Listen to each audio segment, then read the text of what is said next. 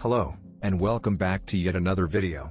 This is the 24th episode in a Naruto Uzumaki story in which a few little changes might have a significant impact. Knowledge provided early in Naruto's career converted him from a hopeless loser to a powerful and skilled shinobi. Historical differences that have long ago passed have resulted in a totally different consequence than we imagined. After you've finished watching, please like, share, and subscribe to the channel. To begin, please like, share, and subscribe to the channel. Let's get the party started. Naruto grinned as he felt the salty breeze hitting his face. He stood on the bow of the ship, staring out into the vast ocean. He'd seen it plenty of times before in recent months, but he'd never really had a chance to enjoy it. Not like this. The last time he'd been on a ship, he'd been dealing with personal issues. The whole getting caught in the middle of a storm thing also put a hamper on his enjoyment of being on a boat. You're such a child. Well, excuse me for being 14, Ms. I'm well over several centuries old. We can't all be ancient creatures of mass destruction. Just for calling me old, I'm going to be giving you indigestion for the rest of this mission. Ha. Like you could. We both know you can't do that. The seal won't let you. Oh, my. It seems the hairless monkey is getting smarter. Naruto didn't rise to her bait and instead decided to switch topics. Something on your mind? Not really. I'm just bored. You've been getting bored an awful lot lately, Naruto commented. This wasn't the first time Kyuubi had spoken up from within the seal with no real purpose in mind. Lately, she'd been talking to him a lot more. Their conversations varied widely, from stories of ancient battles long since past, to trading banter like they were doing just now. Naruto didn't really know why she talked to him so much, but he was grateful to her nonetheless. He was never alone so long as she was around. I hope you're not implying something. What would I be implying? Within her cage, Kyuubi sighed. Never mind. Oi, brat. The voice of his master shouted behind him. What do you want, perv? Jiraiya frowned as he stopped in front of Naruto. Is that any way to speak to your master? It is when he's a lecher, Naruto quipped, turning around and leaning against the boat. So, what's up? The director is getting ready to do the photo shoot. Jiraiya hitched a thumb behind him, indicating a point further up the ship. Figured you'd want to see it. Naruto grinned. You bet your perverted ass I want to see it. Come on, Uro-senin. Let's go. Damn it.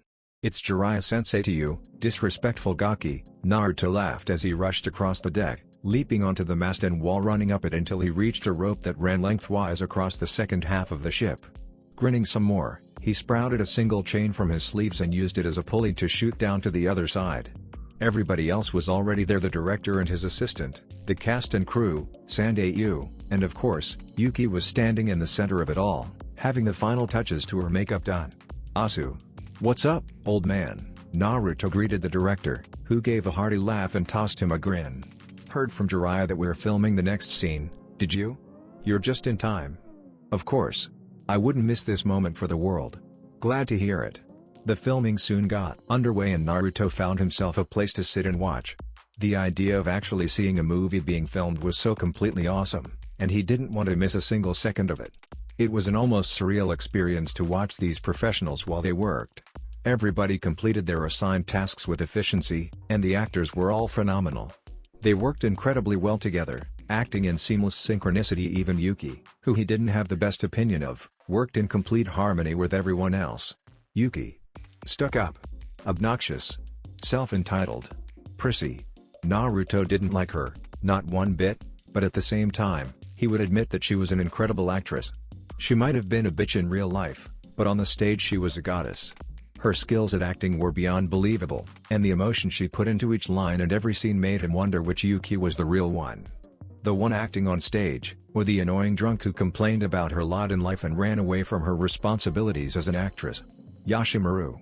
Yuki, or rather, Princess Gale, held one of her beloved companions close. Yashimaru had just taken a fatal blow for his princess. Blood gushed from an open wound on his side, and his breathing had grown ragged. The ashen pallor of Princess Gale's skin and the horrified look in her eyes seemed so genuine that Naruto wondered if the emotion might not be feigned. Princess, Yashimaru choked out, blood gurgling from his throat. I am sorry. It looks like I won't be able to. Yashimaru. The horrified look in Princess Gale's eyes grew wider still when Yashimaru's body went limp and still. Yashimaru. Hold on. Cut. The entire filming process came to a screeching halt. What? The director practically shouted. "What's wrong now?" "My teardrops," Yuki told him plainly. "I can't cry without my teardrops." Naruto face faulted. "Oh, for the love of wood, someone get Yuki her teardrops so we can get this ball rolling again. We're wasting time here." Naruto stood up and rubbed his now sore nose. Yet even while trying to soothe his red and scruffed nose, he couldn't help but stare at Yuki as someone put eye drops into her eyes so she could cry. "Are you freaking kidding me? What an odd human this girl is. For someone to possess such an amazing acting ability yet not be capable of crying on command. It's rather shocking. I'll say. Isn't that like a standard skill that all actresses should have? And how come it sounds like you're speaking from experience?" "Because I am speaking from experience. It's amazing what a man will do for a beautiful young woman who's in tears, the lengths they'll go to in order to please them. I couldn't afford to not have such a valuable skill set in my arsenal." In the face of such infallible logic, Naruto could only facepalm. "Figures. Oh. My. God," the director said as he and the rest of the crew stared in shock at the massive iceberg that now blocked their path. Naruto didn't think he'd ever be able to come up with such an articulate response. The iceberg had appeared sometime overnight. Their ship had almost crashed into it, and it was only thanks to the man piloting that they hadn't been run ashore. Naruto was grateful. Shinigami only knew what would sort of damage smashing into the could have caused to their hull. "This thing is huge," the cameraman exclaimed. "It's going to take forever to get around this. We'll be off schedule by this is perfect," the director exclaimed before the cameraman could finish. "This is the best place to shoot our next scene." "Eh?" The cameraman appeared confused. Naruto didn't blame him. "Don't you see?" The director grinned at his crew. "This iceberg appeared as if it was fate. It's like the movie gods are telling us to start filming on this thing." There was no stopping the director, and the others knew better than to try, it seemed. Naruto guessed they must have already experienced his brand of crazy and were used to it by now. The crew didn't even complain as they were tasked with unloading all of the equipment, sets and stage props. Naruto watched from a distance of some meters, sitting by a fire and warming his hands alongside Jiraiya. He thought about making some clones and helping the crew set up and carry stuff, but decided not to. It wasn't his job to help them make their movie, only to protect them during its creation. Besides, his clones weren't always the most graceful of chakra constructs. It would be really bad if they ended up breaking stuff. "Looks like you've got an admirer," Jiraiya said, knocking an elbow into Naruto's side. He grunted and looked over to see where his sensei was pointing. Yuki, who was also sitting near them, and glaring at him, he might add. If people could create jutsu from their glares, Naruto was sure he'd have just been frozen over. This wasn't the first time Yuki had given him that glare. He'd been on the receiving end of it almost every time they were within seeing distance of each other, which was pretty much all the time since they had been on a ship. The only times he wasn't within her general vicinity was when Jiraiya guarded her, or when he was sleeping. That's nothing new. Naruto stopped looking at Yuki, having decided to ignore her glaring. If anything, I think her hostile expressions have lessened. Jiraiya glanced at Yuki for several seconds, then shrugged. "Whatever you say, brat. I'm not seeing it personally, though. It still looked like she's trying to kill you with her eyes." Naruto grunted and cast his eyes across the vast land of ice. Snow-covered fields spread out before him, a wonderland of pure white powder that appeared softer than pillows. Large cliffs jutted from the ground like stakes, their crystalline form glittering with the reminiscence of gems in the afternoon sun. The iceberg they found themselves on was truly massive. Estimating the length of things was a skill he'd picked up during his pranking, and he'd grown pretty good at it. At a rough estimate, he would have to say that this iceberg was, at the very least, 3 square kilometers in length. That was huge. I wonder, is something like this iceberg natural? Naruto asked to himself. Did you say something, brat? Not a thing. The filming soon got underway. Naruto watched the cast film with one eye, admiring how professional the crew acted and the brilliance of the actors. Yet even as the film continued rolling, he couldn't help but feel uneasy. Giant-ass icebergs like this did not just appear overnight, did they? Brat, Jiraiya's eyes surveyed their surroundings with narrowed eyes. The man was no longer a lecherous pervert, but one of the 3 Sannin, a man whose power was known far and wide. You feel it, don't you? Yeah, Naruto mumbled, his own slit-like gaze searching the area. We're being watched. Naruto channeled chakra into his eyes. The strange mixture of half-human half-Baijiu energy bled into his cornea and then his irises. His pupils turned a dark purple akin to amethyst and his sclera became pure black. His vision shifted spectrums, allowing him to see others as little more than colored silhouettes. Jiraiya appeared to him as a red silhouette with mixtures blue and brown, denoting his main affinity to fire and his two secondary affinities to water and earth. The cast members all appeared mostly as white with small splotches of color, which made sense, as none of them were shinobi and hadn't trained their elements, nor did they have much chakra. A little further out was there, Lord Moso.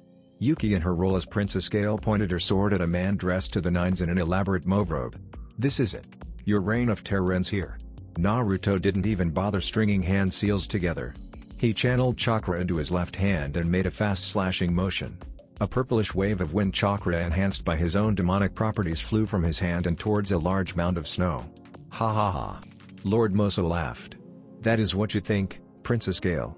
However, without Yashimaru to protect you, the blast of chakra slammed into the large hill and exploded with a fierce howl, like the raging of 10,000 demons. What the heck was that?" Quicker than any of the people present could fathom, Naruto appeared in front of Yuki while Jiraiya moved to intercept the shadow that had leapt from the mound. It was a man with dull purple hair tied into a ponytail, who was wearing a strange bluish-gray bodysuit with pieces of armor on it. The man pulled out a kunai just in time to intercept Jiraiya's attack. Sparks flew during their quick clash before the two leapt away from each other. "Ho ho ho," Jiraiya laughed as he landed several meters from his new foe. "It looks like we've got some snow ninja in our midst." Jiraiya of the Sannin, Nadaroga said. "I've heard a lot about you." "Course you have, my boy." Despite the situation, Jiraiya laughed gaily, as if he wasn't about to battle an enemy ninja. "Everybody has heard of the great Jiraiya-sama. Humph. I've always wanted to see how I'd fare against a Sannin. Well, now's your chance." Jiraiya spread his arms wide. "Show me what you can do." As the two began to clash again, Naruto turned to look at the cast members who were staring at the scene in shock and indecision. "Everybody get back to the ship," he ordered as he created a dozen clones. "We'll cover your retreat." What is hey?" Yuki squeaked in shock when one of the clones picked up Yuki and ran towards the ship. "Oh, no you don't." A voice echoed across the iceberg. "Hyoro no Jutsu." With his chakra-sensitive vision, Naruto was more than capable of tracking the chakra as it raced along the ground, traveling straight for Yuki and his clone. Clicking his tongue, he swiftly used the replacement technique to switch himself out with Yuki. He and his clone then became engulfed in a pillar of ice. Ha! A woman landed on the ground several meters away from where Naruto had been frozen. "That was easier than I thought. Are we sure this brat's really the apprentice of Jiraiya?" As if responding to her words, the snow to her left rumbled and shifted as a man emerged. The two ninja appeared to be complete contradictions of each other. The woman was short, petite, with pink hair and green eyes. Meanwhile, the man was massive, a hulking monstrosity whose short black hair and beady eyes lent him a mean look. Just about the only thing similar between these two were their almost matching outfits and the arrogant smirks plastered on their faces. "Humph. It wouldn't matter if he was Jiraiya's apprentice," the man said. "A brat is still a brat." "I suppose you're right," the woman mused before turning her attention to Yuki, who shook in place. "So, it's true, then." "I didn't think it was, but there's no doubt about it. It's been a long time, Princess Koyuki." Yuki's eyes widened in fear. What are you?" Now, the woman interrupted, "can we just skip the 'I don't know what you're talking about' spiel? We already know that you are actually Koyuki Kazuyana, daughter to the former daimyo of Yuki no Kuni. And we also know that you have the hex crystal. There is no use denying it. Now, I want you to be a good girl and give that crystal to me." Yuki's body shook, not from the cold, but from the terror overwhelming her heart. She shook her head back and forth, as if doing so would allow her to wake from this horrible nightmare. Except this was no nightmare, and she wouldn't be waking up from it anytime soon. This was real. "So, your real name is Koyuki Kazuyana," a voice spoke up behind the pink-haired woman. "How interesting." The woman turned around just in time to receive a fist to her face. She was sent flying backwards, plowing into the snow-covered ground and kicking up waves of white powder. "Fubuki." The big man shouted only to double over and spit out a mixture of bile and blood as Naruto rammed a knee into his gut. Naruto wasn't finished, however, and he quickly pulled his knee back and slammed an elbow into the man's face. There was a satisfying crunch as the snow shinobi's nose broke under Naruto's assault.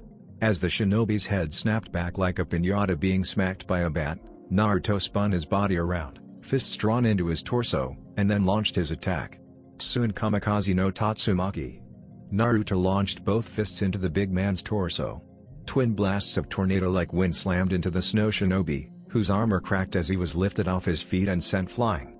Naruto didn't bother watching the snow ninjas in elegant flight. He turned around, created a clone, and ordered it to grab Yuki, who appeared to have fallen unconscious, and run. Hyotan, Subum Fubuki. Several swallows, tiny birds made of ice, raced at his clone. Having already anticipated that something like this would happen, he body flickered in front of the birds. Kitsunebai. Bright purple flames flared to life and surged forward like a wave. They melted ice and snow faster than Naruto could say Hokage. The swallows were swallowed up by the massive wave of purple fire, which was so hot the ice didn't even have time to evaporate as it was melted with ease. What? This is the end. Naruto appeared behind the startled woman, whose eyes had gone wide. She tried to turn around and face him, but Naruto didn't hesitate to shove a hand coated in wind chakra straight through her back. The strange contraption on her back didn't even afford her any protection. His hand sliced through it like a lava jutsu through earth. The woman blinked, her head tilting to look down at the hand sticking out of her chest. Her body shuddered once, and then she died. Fubuki. The large man yelled. You little punk. I'm gonna kill you. Naruto disappeared in a body flicker as the man tried pounding his face in. As his foe stumbled forward, he reappeared behind the snow shinobi, a purple Rasengan swirling within the palm of his left hand. Rasengan. Gra. The armor held for a second, but the power put into the Rasengan combined with its grinding abilities overloaded the armor, shattering it. Naruto then thrust his hand directly into the man's unprotected back, grinding away at his spinal cord. Naruto's face became splattered with blood as the large shinobi went flying forward, where he plowed into the ground, kicking up large geysers of snow before rolling to a stop. He didn't get back up. Shit. Nader swore as his hand flashed through several seals. Hyotan, Ikaku Hokage. The iceberg suddenly broke apart as a large white whale at least 20 times the size of a normal human burst up from beneath it. Jiraiya and Naruto were forced to leap away as it ascended into the sky, blocking out the sun. When it crashed back into the water, the waves it created nearly capsized the boat, where all of the cast and crew had been fortunate enough to get on before the attack. That was incredible. Tell me you got all that? The director asked his cameraman, who held a large camera over his shoulder. Yep. The man sounded shocked. We got it. Good, the director nodded. Zox okay, so why don't you explain this to me one more time, just so I understand what made you think this was a good idea? Naruto demanded of the bowing Sandayu. It was just a few hours after the battle. Yuki was still unconscious and resting in her bedroom. The entire group had gathered together in what would normally pass for a dining room, but had since become a meeting room. He and Jiraiya were sitting on one side of the table. Jiraiya had his feet propped up and his arms crossed. On the other side sat the director and his cameraman. Naruto didn't really know why the cameraman was there but assumed he was kinda like the director's yes man. I am terribly sorry, Sandayu apologized for the upteenth time. It was never my intention to deceive you. If it was never your intention to deceive us, then you never would have lied, Naruto said dryly. Don't be so hard on him, brat, Jiraiya said. I'm sure Sandayu has his reasons for lying to us. Right, Sandayu? Why yes, I do. Sandayu started to sweat under Jiraiya's stare. I would have told you Princess Koyuki's true identity sooner, but because of the danger she would be in, I needed to keep it a secret. The princess doesn't know this, but she has always been in danger ever since Doto, her uncle, usurped the throne from her father. While Doto seemed to have forgotten her, or maybe he just assumed she died in the violence, I knew that the moment word got out that she was alive, her life would be overcome by great peril. Naruto wanted to say that he felt for Sandayu's plight. He really did. It sounded like he and Yuki had gone through a very rough patch of life, and the man did sound genuinely worried for the former princess, but at the same time. You say you want to protect her, yet here you are, dragging her back to Yuki no Kuni, where her uncle is waiting. Explain this to me, because I seem to have misinterpreted something. How is that protecting her from great peril? It seems to me like you're leading her into great peril, not protecting her from it. Sandayu flinched at the accusation, but held strong. I understand that this must make me look bad, and I won't deny that you are right. Bringing her back to Yuki no Kuni is dangerous, especially now that Doto knows for sure that she is alive. However, we have no other option. What is it that you're planning, Sandayu-san? Asked Jiraiya. You wouldn't drag Koyuki all the way here, putting her in mortal peril and possible death for no reason, right? You are correct, Sandayu bowed his head to Jiraiya. I do have a reason for bringing her here. However, to understand that reason, You must first understand what happened in the past. You see, many years ago, I served as a soldier in the army under Sasetsu-sama's rule. We were a very peaceful nation, however, and so there was no real need for fighting. Perhaps that is why we were unprepared when Doto, Sasetsu-sama's younger brother, led a rebellion. Using Yuki Ninja, he assassinated his brother in cold blood and then began a war of eradication. He killed everyone who was loyal to Sasetsu-sama, mercilessly slaughtering them. I myself barely escaped with my life. What a boring sob story. Kyubi sounded like she was yawning. Naruto quietly shushed her. He would admit that he felt sympathetic to what this man had gone through. That's because you're a sap. Hush ya. After escaping from Yuki no Kuni, I wandered the elemental nations for a year or so. Like everybody else, I had believed that Koyuki-sama had died in the fire, and I had been left destitute and without a purpose. But then, I found Koyuki-sama again. Sandy sniffed and raised a hand to wipe the tears that had appeared before they could fall. You have no idea how joyous I was when I had discovered that Koyuki-sama was still alive. She didn't know who I was, of course, but it didn't matter. Once I found Koyuki, I decided that I would help her out. I became her manager and helped her get into show business. We traveled around for a while, did a few gigs, and then we got contracted to do the first Princess Scale movie. Sandayu paused for a moment, and Naruto could have sworn the man's eyes gained a sparkle where before there had been none. Koyuki-sama has always been an amazing actress, but when she started playing as Princess Gale, it was something else entirely. Every time I saw her act, I couldn't help but be amazed. She wore the face of a princess so well that I kept thinking to myself, this is what Koyuki-sama was born to do. She wasn't born to be an actress, but to be a leader for her people. It lit hope within me again. Sometimes, that hope was the only thing that kept me going. That's why, when I heard from the director that the next movie was going to take place in Yuki no Kuni, I knew that we had to go back. It was like a sign telling us to go back and reclaim what rightfully belongs to Koyuki Hime, to take back what Doto stole from her. Sandy got down on his hands and knees, bowing before them, his head pressed against the ground. That's why I'm begging you, please help me take back the land that Doto stole from us. Help me reclaim Koyuki Hime's throne, so that she might rule Yuki no Kuni as she was meant to. Silence reigned. The director and cameraman looked at Sandayu with tears in their eyes, clearly moved by his passionate speech. Even Jiraiya looked like he was contemplating helping him. Naruto wasn't as moved. That's nice and everything, Naruto started, but have you ever asked Koyuki how she feels about this? Excuse me? Sandayu looked up. Yuki. Koyuki. The person you're dragging back to Yuki no Kuni in order to overthrow her uncle. Have you thought about how she feels about all this? Have you even asked her how she feels? Well, I mean, I did mention that we were going to Yuki no Kuni. So, you told her that she was going back to the place where she was nearly killed but didn't say why you were really going. Well. And I'm guessing that you didn't even factor her feelings into account. You probably assumed that everything would work out once you got there, didn't you? I bet you thought that all you had to do was have her show up and Doto would just automatically lose, huh? That's not it. I think it's really great that you want to help save your country. I really do. But, what you did, what you're doing, it isn't the right way to go about it. You can't just force someone into a role they don't want to take. You might want to save Yuki no Kuni, but does Koyuki? Considering she's run off on you several times ever since you told her that she'd be going to Yuki no Kuni, I can't imagine she feels the same way. Sandayu remained silent. By this point, everyone was staring at Naruto, open-mouthed and gawking. Even Jiraiya looked like someone had just shoved a dough down his throat. Naruto didn't really know what came over him, but he felt angry for some reason. Heat surged through his veins, making him almost see red. The next time you want someone to do something for you, you need to ask them first. You can't force them into doing what you want them to. With nothing more to say, Naruto spun on his heel and stormed out of the room, passing by a startled Koyuki on his way out.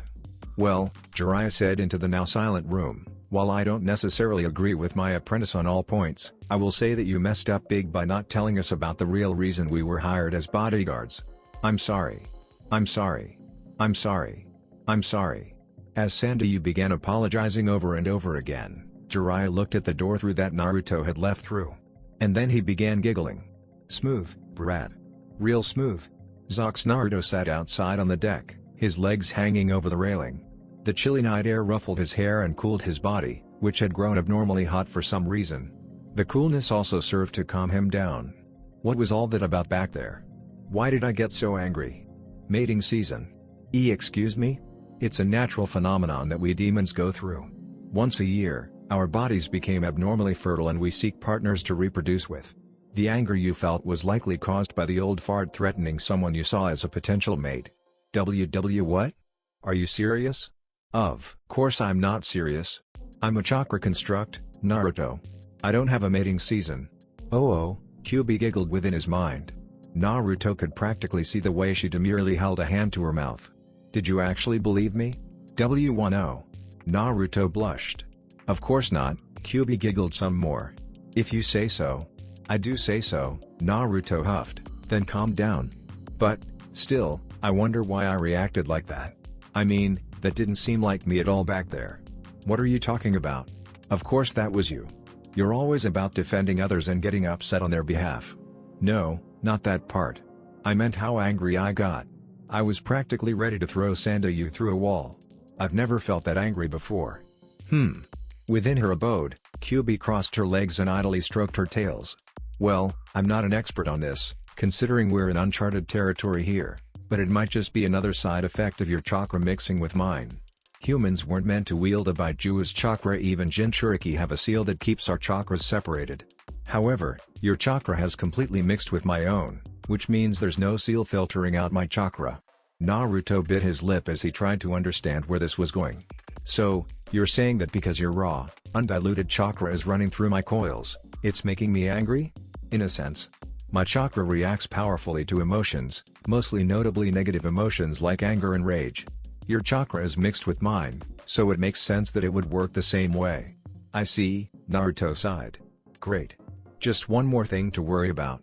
So it seems. By the way, you have a guest. I know. Naruto didn't bother turning his head as he spoke up. Are you gonna keep hiding behind that pole? When the person didn't say anything, Naruto patted the spot beside him. Come on. It's easier for us to talk if I'm not shouting at you. Nothing happened for several seconds, but then someone stepped out from behind the mast. They shuffled forward, stepping into the light from overhead lamps. It was Koyuki. She strolled over to where Naruto was sitting and leaned against the railing. Shouldn't you still be in bed? Naruto asked curiously. You've had a pretty hectic day. It might be better if you rested a bit more. Yuki didn't say anything at first, and when she did speak, it was about something completely different. I heard what you said back there. To Sandayu, I mean. You did, huh? Naruto sighed. Why did you defend me like that? Naruto thought about what to tell her. He supposed there wasn't any harm in being honest. I guess it's because I just don't like the idea of someone being forced to do something against their will. I see. Koyuki looked thoughtful. Does that mean you're not gonna force me to go to Yuki no Kuni? No, I am, Naruto admitted, making Koyuki stare at him with a flabbergasted expression. But I'm not doing it so you can lead a rebellion and overthrow your uncle or anything like that. Then why? Because it's my job, Naruto answered seriously. I'm a shinobi. I was paid to do a job, to protect you while the Princess Gale movie is being filmed, nothing more. If you decide that you don't want to become the daimyo of Yuki no Kuni, then I won't force you. If you decide to lead a rebellion and take your rightful place as ruler, then you can be damn sure that I'll help you. However, I won't make your choices for you, and I won't force my opinions on you. That's not why I'm here. Yuki stared at him like he'd sprouted a tail from his ass for several seconds, and then looked away. You're really weird. Has anyone ever told you that? Plenty of times, Naruto said as he took out a scroll and unrolled it. Now then. Channeling some chakra into the network of seals, Naruto unsealed several dozen bottles of Mount Myaboku firebrand's sake. He then gave the surprised-looking Koyuki Kazuyana a mischievous grin. Since we never really shared a drink last time, how about we spend the evening getting shit-faced? He asked, lifting a bottle and lightly shaking it. Koyuki's resulting grin was probably the most beautiful he'd seen in a long while. Zox, wake up, sleepyhead. Naruto stifled a groan as he was slowly roused from slumber. He had a headache. It felt like his skull had been split open by an axe and then several thousand shadow clones had dispelled after using his brain as a bongo drum. Maybe putting a seal on myself so I could get drunk wasn't such a good idea. I'll say. Naruto winced as Kyuubi's voice bounced around inside of his skull. Kyuubi? Why do you sound so awful? And please speak more quietly. The reason I am like this is because of you. Anything that affects the seal affects me too. So when I got drunk, That is correct. Kyubi huffed. Honestly, what were you thinking, getting wasted like that? Now I have a headache. Whatever. I'm too busy dealing with my own headache to care about yours. Naruto shut off the link before Kyubi could retort. He opened his eyes slowly so as to not be blinded by any light and blinked when he saw the ceiling above him. It was just a plain white ceiling, but it wasn't the one from his room. He knew that because his ceiling had a crack running straight through the middle. This bed is also a lot more comfortable than mine. Naruto spent a moment just luxuriating in the feel of the super soft mattress on his back. It was seriously the most comfortable thing he'd ever slept in. He could just stay here for ever. He. Naruto turned his head at the sound of perverted giggling. His sensei, Jiraiya, stood by the door, a notebook in one hand and a pen in the other. The man was scribbling down in his notebook like a madman and mumbling something under his breath. Naruto didn't know what he was mumbling about, and he honestly didn't care to know, so he did the first thing that came to mind. He threw a pillow at Jiraiya's face. "The hell are you doing here, perv?" Jiraiya merely ducked under the pillow and grinned at his apprentice. "Don't you think that's a question I should be asking? What are you doing in Koyuki Haim's room, brat? Better yet, what are you doing sleeping with Koyuki Haim?" Naruto stared at the old perv like he was an idiot. "What the hell are you talking about, old man? Eh?" It took Naruto several seconds to realize what Jiraiya had said, and another several to realize what it meant. Slowly, as if the world might be inexplicably destroyed if he moved too fast, he turned his head. Koyuki was sleeping right next to him, snuggled into his side. She wasn't wearing her Princess Gale costume anymore, but a simple pair of white cotton panties and a large t-shirt. Naruto shuddered when her breasts rubbed against his arm, and he realized with a start that she wasn't wearing a bra. And was her leg rubbing against his morning erection? What the hell? When did this happen? How did this happen? Stop shouting. You're making my headache worse. Sorry. But, seriously, what happened last night? He. DCH. Naruto realized with some annoyance that Jiraiya was still around, and thus decided to get rid of him. Cage Bunchine. Several shadow clones appeared and rushed Jiraiya, who grinned like a loon as he began destroying them with a series of well-placed kicks. He didn't even use his hands, which were still writing in his notebook. "You're gold, kid. Pure gold." "Shut up, you dirty old pervert," Naruto hissed. "Get out of here." All right. I know when I've overstayed my welcome." Jiraiya snapped his book closed. "I've gotten all the research material I need anyway. Have fun, brat. Don't do anything I wouldn't do." Jiraiya left the room, closing the door behind him. Naruto glared at the door some more, as if he could still see Jiraiya. DCH. Damn perv. I'll say. Who knew someone as famous as Jiraiya was so lecherous, a voice said. I know, Naruto agreed. You'd think he'd show a little more self-restraint when Naruto stopped talking. His eyes widened. He turned his head and found a pair of blue eyes staring back at him. I can totally explain this. I highly doubt that. Koyuki's voice seeped amusement. You drank even more than I did. I doubt you even remembered what happened last night. Naruto withheld a grimace. Koyuki was right about that. He really didn't remember a thing. Does that mean you remember what happened last night? That's right, but I'm not telling. DCH. Naruto clicked his tongue and made to get out of bed, but soon realized he couldn't because Koyuki still had him in her grasp. Don't move. I'm rather comfortable right now and would rather not get up. What about your filming? The director's gonna be shouting for you soon, you know. Despite his words, Naruto still laid back down on the bed, allowing Koyuki to rest against him. It's still early, Koyuki justified. The director won't be awake for at least another hour, so I've got time to kill. If you say so. Naruto decided to not let himself be bothered by what was happening, even though a part of him felt really uncomfortable by his situation. Why was Koyuki so comfortable sharing her bed with him anyways? By the way, Koyuki started, causing Naruto to shift his attention to her. Did you mean what you said last night? That you weren't gonna try and convince me to become the princess of Yuki no Kuni again? Of course I did. Naruto closed his eyes and mumbled.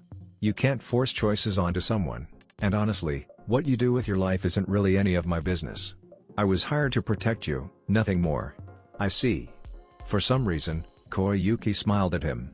And if you were in my position, what would you do? Do you mean would I try to overthrow my uncle and take my place as the daimyo? Yes. Naruto thought about it for a moment before coming up with his answer. Yes, I would.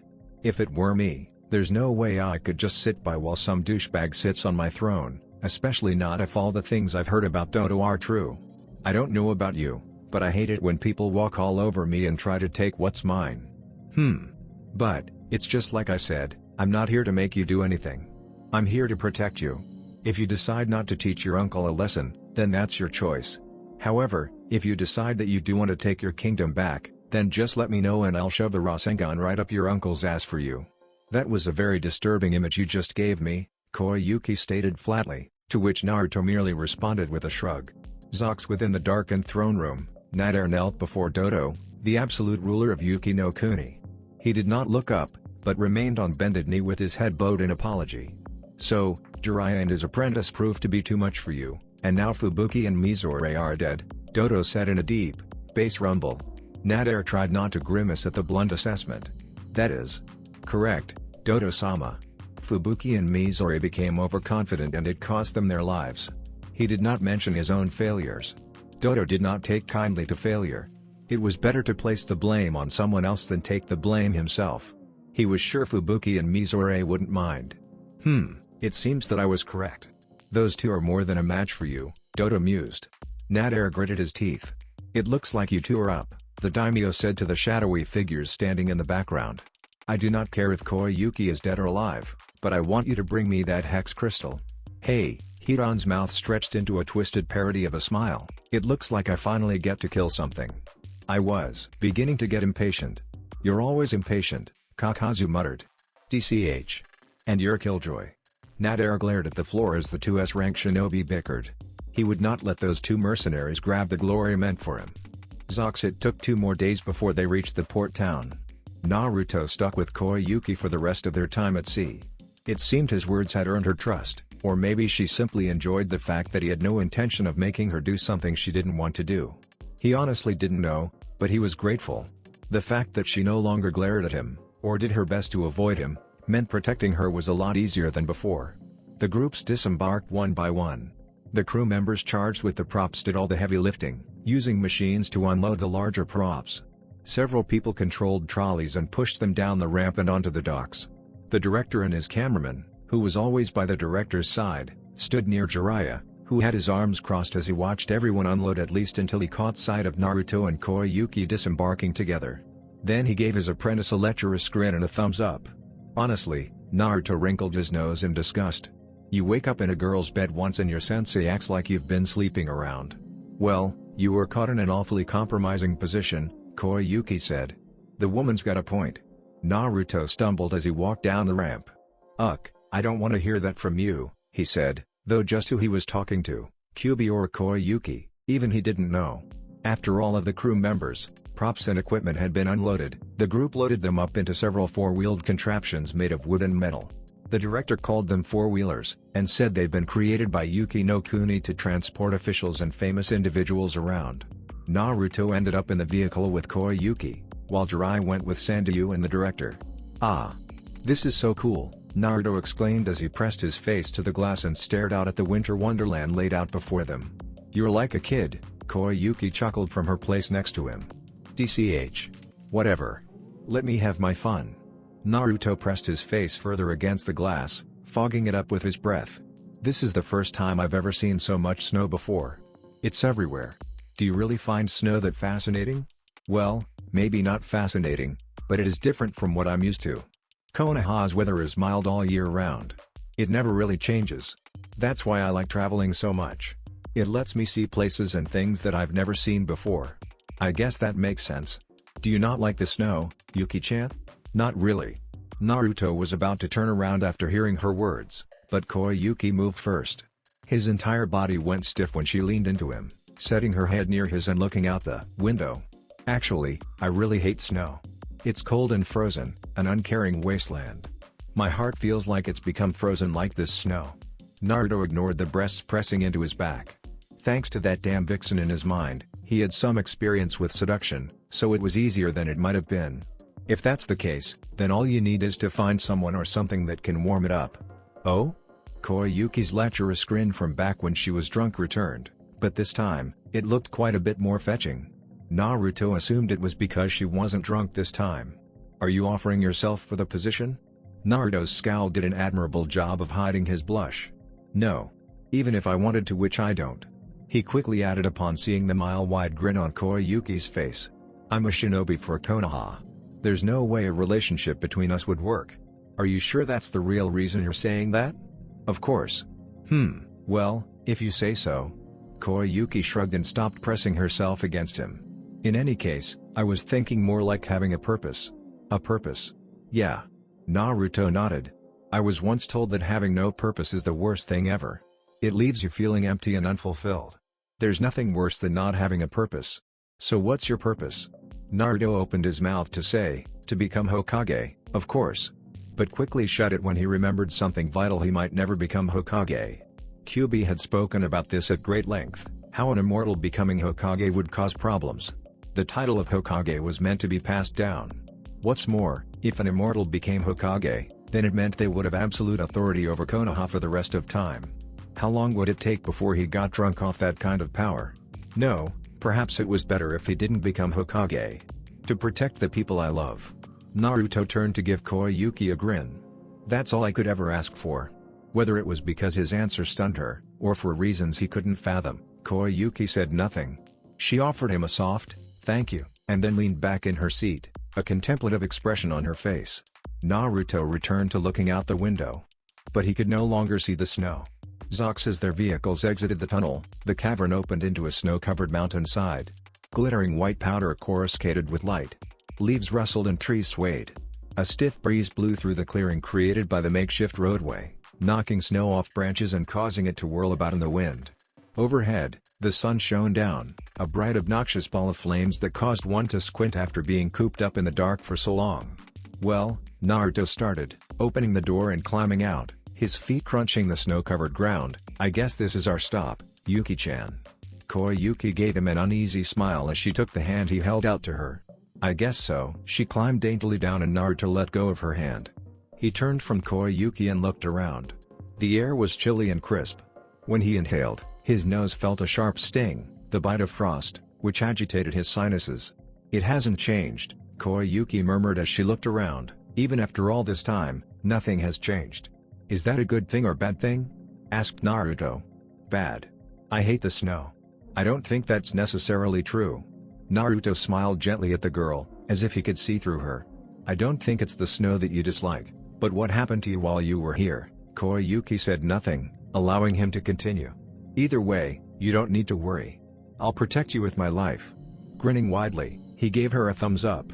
Koyuki looked at him for several seconds, and then looked away. I'll be counting on you, then. Hee, leave it to me.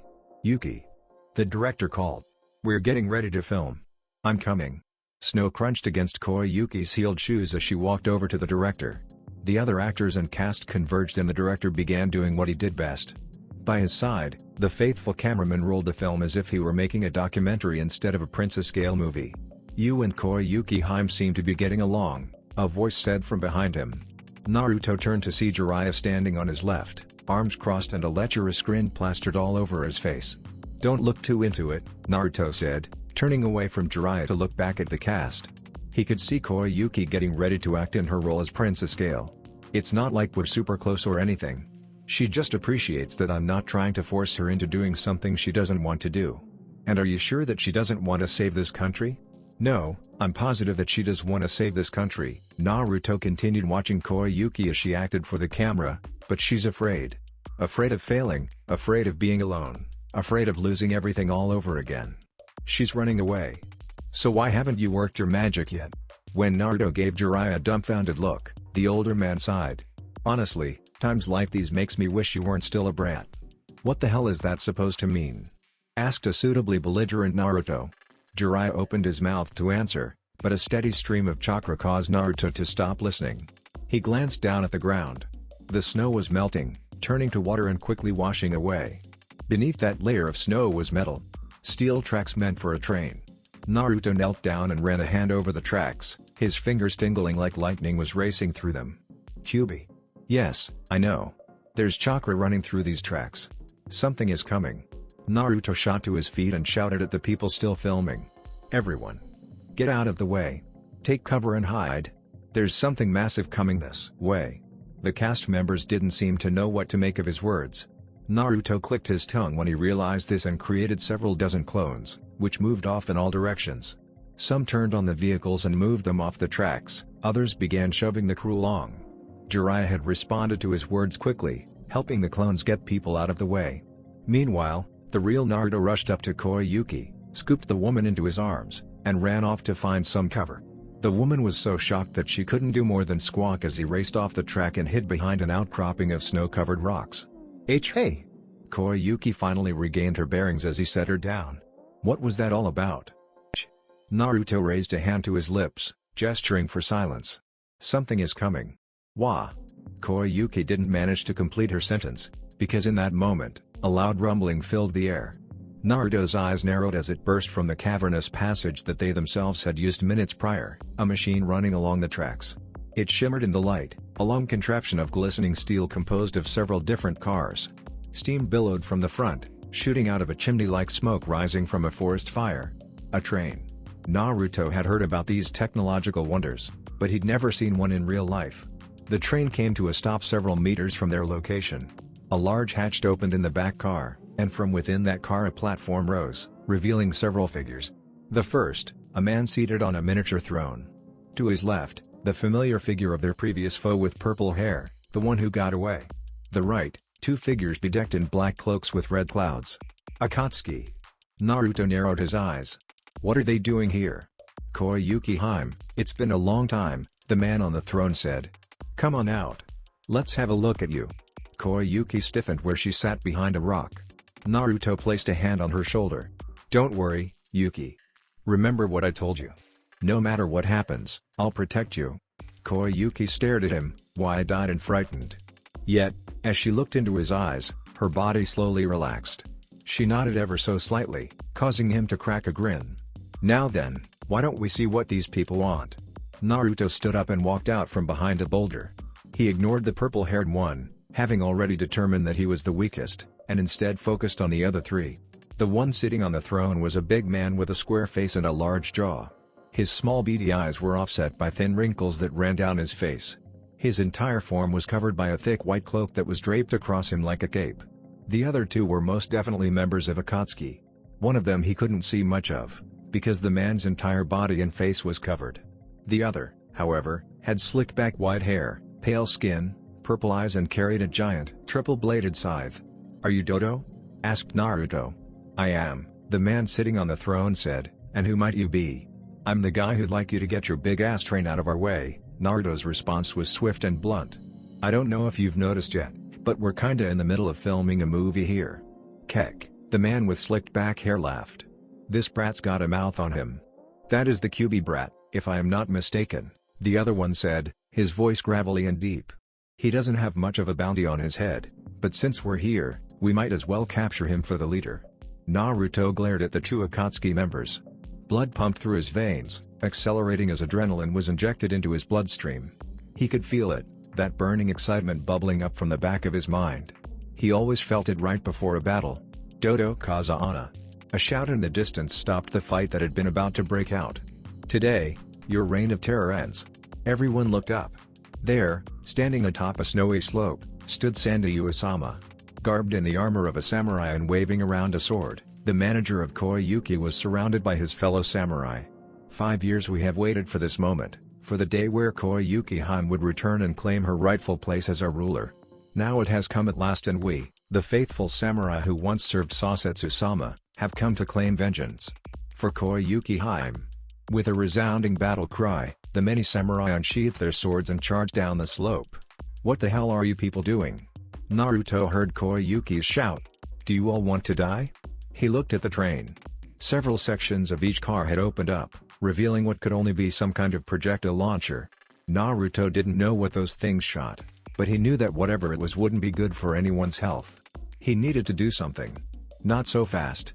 Eyes widening, Naruto threw himself backwards just in time to miss being sliced apart by a scythe. It struck the ground instead, becoming embedded deeply into the snow and probably the ground, too. The man gripping it lifted the weapon back up and placed it on his shoulder. I can't have you interfering, the man said, especially since I'm getting bored. His lips stretched into a grin. Besides, the leader's been on our case to capture one of you Jinchuriki. Might as well be you. Naruto gritted his teeth. He looked over at Samurai and was just in time to see several hundred kunai get launched from within the train. Doton, Koyuki. A wall made of earth jutted up from the ground. It spanned nearly 25 meters in diameter and was more than thick enough to protect the samurai from impalement. Standing atop the massive wall, Jiraiya hopped from one foot to the other. Did you think the great Jiraiya-sama would let you kill the people he's supposed to protect under his watch? Think again. The great Jiraiya-sama is a protector to all the innocent, especially the ladies, and he won't let you have your way. Naruto would have rolled his eyes at his sensei's grandiose speech, but the scythe trying to impale him through the head kept his attention on his opponent. He wove around the weapon, which cut through the air with a loud whistle. Fortunately, the guy didn't know how to wield it. He just swung the weapon around in a haphazard manner. Dodging this guy's reckless swings was easy. With a kunai in each hand, Naruto avoided swing after swing. The scythe cut through the air above him as he ducked. It dug into the ground when his shoulder rolled out of the way. The Akatsuki member came in swinging, but Naruto used his kunai to deflect the attacking weapon, creating a series of sparks that splashed against the ground. "Hey, you're pretty good at dodging," the man said. "And you suck at fighting," Naruto shot back. The Akatsuki member opened his mouth to speak, but Naruto beat him to the punch. Kamikaze Seiken. Blood flew from the Akatsuki member's mouth along with several teeth and nose as Naruto's wind jutsu slammed into his face. The man with slicked back hair stumbled backwards, and Naruto capitalized on this opportunity to end the fight. Channeling wind chakra into his kunai, he tossed the blade right at the man's head. More blood splattered along the ground, tainting the snow, as the kunai went straight through his head, traveling through one side and out the other. The Akatsuki member stood there, swaying on his feet before, with little more than a thud, he fell onto his back. Naruto waited for several seconds. When it became clear his opponent had been defeated, he turned around and began walking away. "Naruto. He's not dead." Naruto rolled along the ground as Kyuubi shouted in his mind. A squealing sound not dissimilar to grinding reached his ears. He leapt back onto his feet and spun around to see the guy he just killed yank his scythe out of the ground and set it on his shoulder. A large hole in his forehead continued to gush blood. "That fucking hurt, shit for brains," the white-haired man said. "I'm gonna fucking kill you for that." He licked the blades of his scythe. "Gonna cut you up real good." Naruto didn't know what was going on. He had no clue how this man was still alive, when his brain matter should have been splattered all over the snow. But, he wasn't about to let this man know that. "You're welcome to try," Naruto grinned, "but I can guarantee you'll lose." "Ha. Let's see if you can back up those words, brat." The Akatsuki member swung his scythe as Naruto raised his kunai. A clash of sparks signaled a renewal of their battle. Zoxjung. Doton, Yomi Numa. Thousands of dark black threads tried to impale Jiraiya through the chest, but they quickly retracted when the ground underneath Kakuzu's feet turned into a swamp. The Akatsuki accountant leapt into the air and back several meters. Meanwhile, Jiraiya stood back up from where he'd been crouched on the ground. "Jiraiya of the Sannin," Kakuzu said calmly, as if he wasn't talking to one of the most powerful shinobi in the elemental nations. "I was wondering when you and I would meet. You have quite the bounty on your head. I'll be sure to collect." "You must be Kakuzu, the infamous bounty hunter formerly from Takigakour, an S-ranked nuke nin who was said to have fought against the Shodai Hashirama himself." Jiraiya grinned as he raised his hand and gave a come-on gesture. "You can try and collect the bounty on my head, but it won't do much good. You're too old and decrepit to even think of fighting against a young stud like me." Kakuzu didn't respond to the taunting. He only began making hand seals. "We shall see." Doton, Domu. Katen, Enden. Earth met fire. Jutsu clashed against jutsu. The battle between S-ranked shinobi had begun. Zox, something was wrong with this heat-on fellow. It could have been how none of the damage Naruto did stopped him for more than a second, or it could have had something to do with his insane cackling. Either way, Naruto knew that there was something seriously, insanely, utterly wrong with this guy. "Come on, you little fucking twerp. Is that all you've got? This guy's got a mouth on him. And is it just me, or has he gotten faster?" Heat-on blitzed Naruto with a powerful series of incredibly quick slashes. Naruto was forced to backpedal when he realized that he could no longer match Heat-on's speed. The white-haired man continued chasing after Naruto, laughing like a madman as he swung his scythe around like it weighed less than a bowl of ramen. "I need to do something. Maybe if I created some kind of opening." Naruto tossed a kunai at Heat-on and went through a series of hand seals. Kunai Kage Bunshin no Jutsu. What had once been a single kunai became 20. All of them were heading for Hidan, who didn't even bother covering his vital organs as he rushed forward. Blood spurted from fresh wounds, pouring down his body like streams. Several kunai had even pierced vital organs, but Hidan didn't stop moving forward. He was relentless. Ha! You think that will work on me? You can't kill me. His plan to make Hidan halt in his tracks failed. Naruto decided to try something else. He didn't have many jutsu in his arsenal, but what jutsu he did have were pretty powerful. One jutsu in particular might work wonders on someone like this. Kitsune Bai. Fire lit up within his hands. A burst of ethereal flames engulfed his palms, coalescing into a tiny ball. Naruto tossed the balls at Hidan, who didn't have the good sense to dodge and took them head-on. One slammed into his chest and the other detonated in his face. The first explosion knocked Hidan back, while the second sent him crashing into the ground. Knowing better than to give his opponent a chance to recover, Naruto leapt into the air, his body twisting in a corkscrew until he was perpendicular to the ground. Wind gathered around his fists. Just as he passed over Hidan, he unleashed a swift double punch. Soon Kamikaze no Tatsumaki. Two powerful tornadoes flew from his hands and slammed into Hidan. Snow shot from the ground like geysers, clouding his vision. Naruto finished his flip and landed several meters away. He turned around and looked at where Hidan had been. The snow cloud had cleared, allowing him to see the massive crater that his attack had created. Did that kill him? Naruto. He's underground. What? The ground underneath his feet was split apart by a triple-bladed scythe. Naruto jumped back and avoided being gruesomely impaled. A hand came out of the ground next, followed by the rest of Hidan's body. He leapt out of the ground, landing on his feet and grinning. Almost had you there. Damn it. What will it take to kill this guy? Ready or not, here I come. Shit. Hidan attacked Naruto with a powerful swipe. Naruto raised his kunai to block the attack, but then doubled over when Hidan surprised him with a powerful kick. Naruto could practically feel his ribcage snapping as he was sent sailing through the air. He hit the ground hard. The world spun around, tumbling in and out of focus until his back crashed against something solid and then everything went black. When Naruto regained his vision, it was to see a scythe swinging at him. Naruto was given no time to react as the scythe cut into him with ease. Poof. And then Naruto went up in a puff of smoke. What the Hidan was given no time to finish his sentence as something impossibly strong slammed into the back of his head. He plowed face first into the rock formation that Naruto had previously been laid out on. The rocks cracked and dented, abrasions spreading like spider webs from the point of impact. Naruto, who appeared directly behind Hidan, went through a series of hand seals. Fuuten, Shinkagyoku. Naruto exhaled deeply, shooting several bullets of wind chakra from his mouth. The spheres of wind were launched in a widespread patterns, making it impossible to dodge all of them without aid from a dojutsu. Hidan had no chance. The wind spheres tore into him like his body was made of soggy paper. Blood splattered across the ground as holes appeared on his skin, revealing the red muscles, fleshy organs, and white bone within. Fuck. Hidan swore. That fucking hurts. He turned around and glared at Naruto. You're gonna fucking get it now, you fucking little turd. Did you just call me a turd? So what if I did? Shouted a now red-faced Hidan. It's okay to call you a turd since that's exactly what you are. With that, Hidan rushed at Naruto once again. Zox Koyuki sat on the sidelines, hiding behind a rocky outcropping, watching the battle take place. While some part of her scoffed at the pointlessness of these battles, another admired Naruto's strength as he fought against the ninja her uncle had hired. While the other ninja had yet to be defeated, it was clear to her that Naruto's enemy was the one taking the beating. If he's this powerful, then maybe he can. Koyuki banished the thought before it could fully form.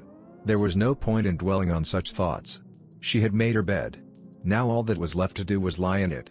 Hello, Koyuki Haim, a voice said from behind her. Eyes widening, Koyuki tried to turn, but something powerful slammed into the back of her neck. The last thing she saw was the white snow-covered ground rising up to meet her. Then darkness embraced her. Zox Naruto was breathing heavily. Sweat gathered along his forehead and dripped into his eyes, stinging them. He was getting tired. It was a first for him. Being a Jinchuriki and a not fully human one at that, Naruto had incredibly high amounts of stamina. He could fight for hours, flinging jutsu left and right, and not have to worry about exhaustion.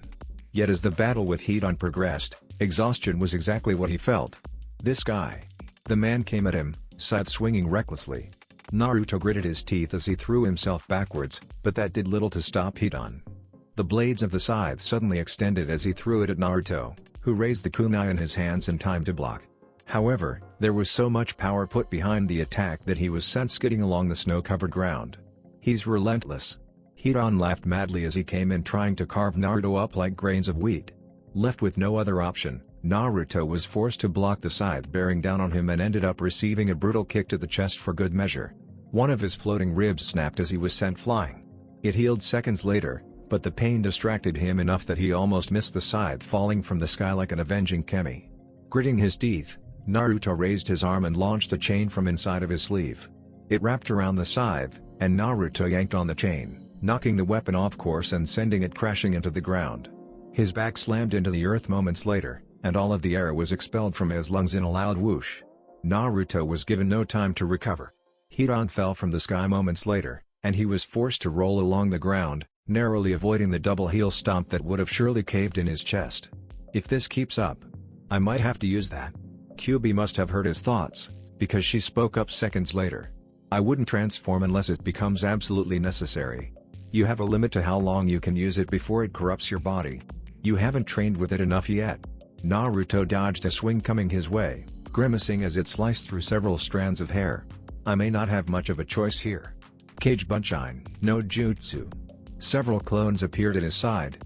Two of them went after Hidan, to distract him, while the other two hung back with Naruto, who held out his hand and formed a Rasengan. The two clones added their own chakra to the mix.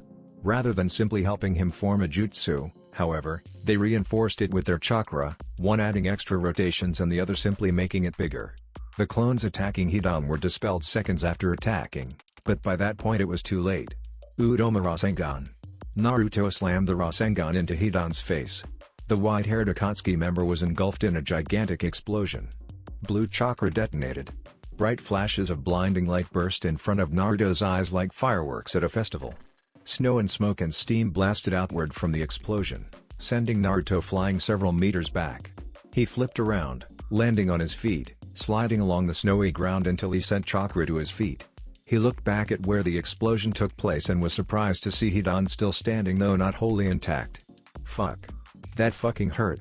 Hidan was missing several body parts. His left arm was no longer there. It was missing from the shoulder down. Blood gushed from the stump like a water jutsu gone out of control, drenching his entire side. He was also missing a leg, his right. The entire calf had been blown clean off, and Naruto could see the bones jutting out from between the muscle fibers, which dangled from the missing knee like jellyfish tentacles. Little shit. Hidan scowled at Naruto, his missing right eye making it look 10,000 times more menacing. I'm gonna fucking kill you, you little fucking shit. Before Hidan could try to make good on that promise, another figure landed near him, the other Akatsuki member. Hidan, we're leaving, Kakuzu said. What?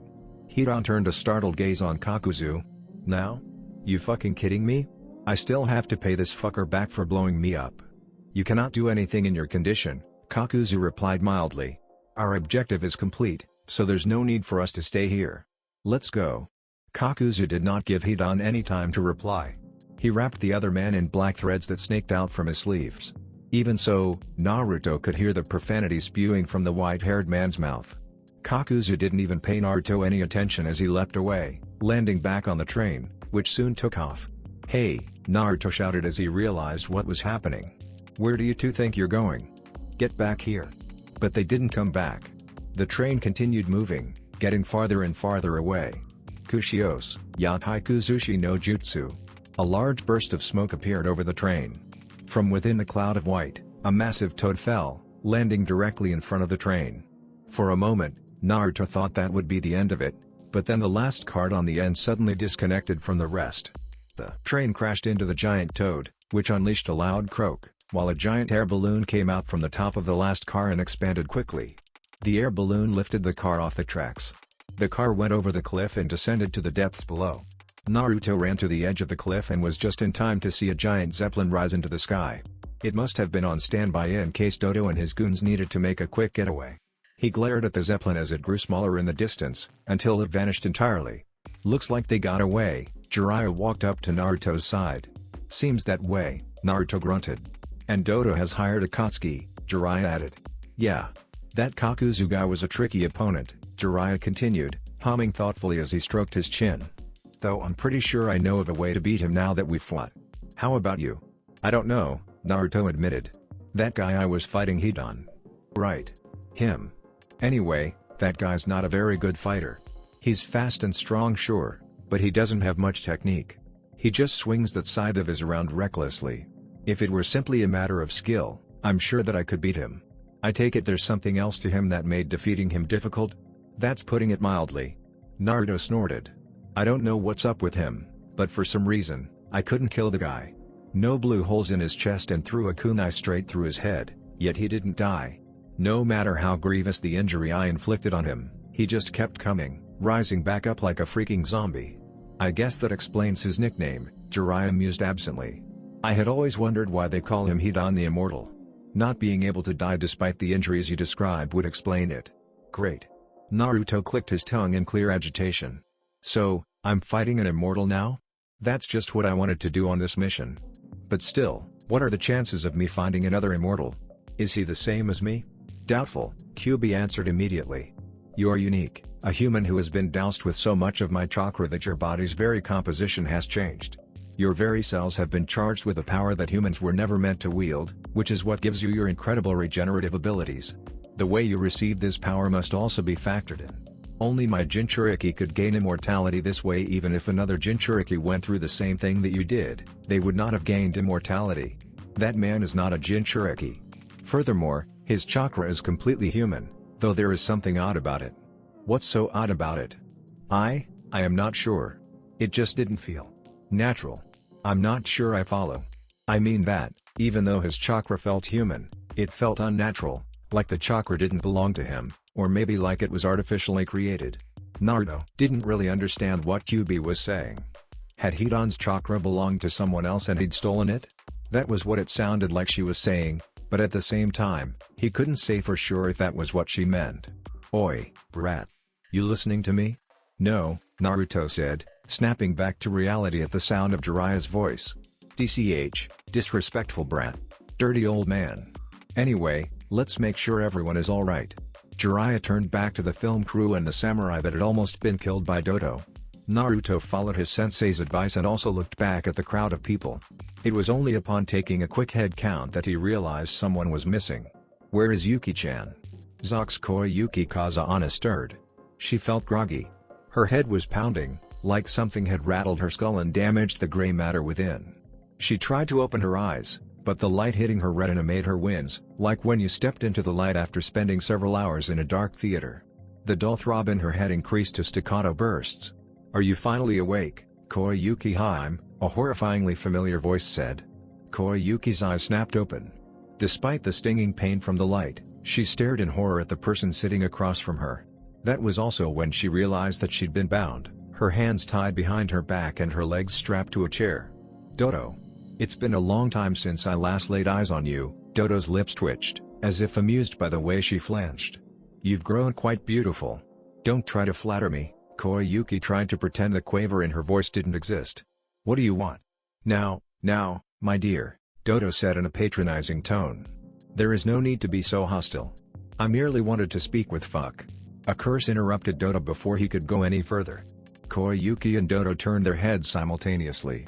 Hidan was leaning against the wall, the floor underneath him drenched in blood, a puddle of carmine which continued to expand.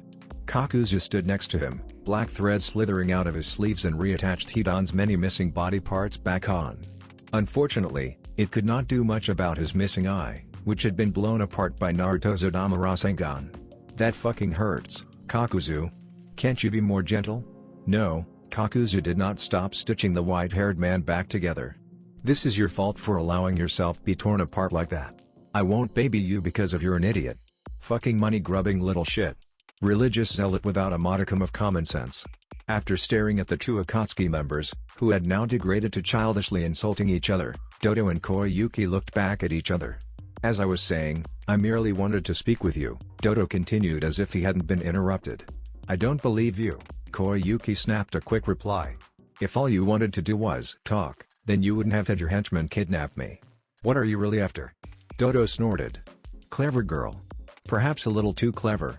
You're right, I am after something, the Hex Crystal. The Hex Crystal?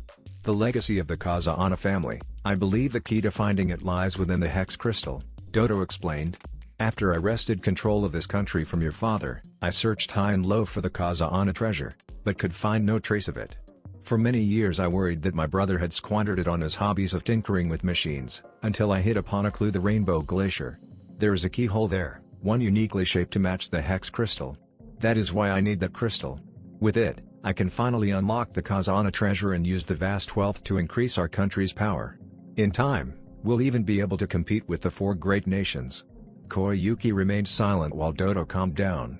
She didn't know about any of the things he was talking about, but she knew that he only wanted this treasure to increase his own power. Not like it matters to me. I don't care what he does with this country, she told herself. So, all you want is the Hex Crystal? That is correct.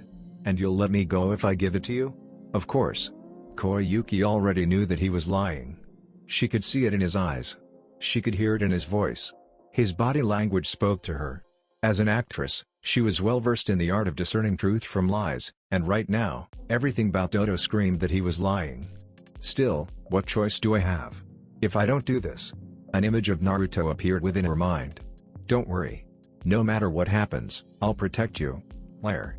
She took the necklace dangling from around her neck and placed it on Doto's outstretched hand. The man grinned as he brought the object close to his face, a grin that abruptly vanished when he got his first good look at the crystal in his hand. What is this? He bellowed. What? Koyuki's eyes widened when Doto glared at her. Do you take me for a fool, girl? This isn't the Hex Crystal. It's a fake. He tossed the object away. The fake Hex Crystal slammed against the wall, where it disappeared in a small puff of white smoke. But that can't be fake. It has to be real. The only way it could be fake is in. She trailed off, her eyes widening. Naruto? Jiraiya's apprentice, Nader, standing behind Doto, said. He is the blonde one who fought and demolished Hidan. He didn't demolish me, you fucking guy. Fuck, Kakuzu. The hell is your problem? You're my problem. Now shut up and let me work. Before coming Jiraiya's apprentice, I hear he was a Jonin under Kakashi Hitake's command. The copy ninja? Doto looked interested. The very same. Nader nodded. Kakashi was there when you overthrew your brother. It would not surprise me if he told Naruto what he knows, in which case, it would make sense that Naruto would replace the Hex Crystal with a fake. Naruto. He must have replaced the Hex Crystal with a fake while she'd been unconscious. Why would he do that? Was it because he didn't trust her? Was there some other reason? Why did she even care? There's nothing we can do, then, Doto determined coldly. We'll simply have to lure them to my castle. Nader. Escort our guest to her chambers. Of course, Doto-sama. Nader bowed to his master before grabbing Koyuki roughly by the arm and yanking her to her feet. Come along, princess. As Nader escorted her out of the room, Doto left her with a parting comment. Congratulations, Koyuki Haim. You get to live a little while longer. She wasn't sure that was a good thing. They had been forced to take shelter for the night. Yuki no Kuni was a cold country. Its days were cold, and its nights were even more so. Anyone who tried to traverse the icy plains and snow-covered forests during the twilight hours would surely die from hypothermia long before they reached their destination. Naruto sat within a room, a candle the only source of light. He wasn't alone. Jiraiya and Sandayu sat with him. Both of them wore severe expressions, the kind that Naruto rarely saw on his sensei's face. While Jiraiya often cracked jokes in dangerous situations, the current situation warranted more gravity from them all. We must rescue Princess Koyuki immediately, Sandayu said, his grave voice making Naruto's shoulders twitch. There's no telling what might happen to her the longer she's left with that monster. We will rescue her, but we can't rush this. Jiraiya sat with his legs crossed. Tapping his index finger against his knee, the frown on his face was one that rarely appeared. I doubt they'll kill her, not when she can prove to be such a useful bargaining chip. Thanks to Naruto replacing her necklace with a fake, they need to keep her alive in order to barter in exchange. Naruto reached into his shirt and pulled out Koyuki's necklace. It was attached to the other ones that he had. All of them glittered as the candlelight played off their multifaceted surface. I wonder what's up with these necklaces. It does seem odd that they all look the same. I actually remember owning one of these. What? Really? It was a really long time ago. A rich merchant gave it to me when he was trying to ask my hand in marriage. Let me guess, you allowed him to make attempts at winning you over, And then you left after he'd given you everything that he owned. More or less. What should we do?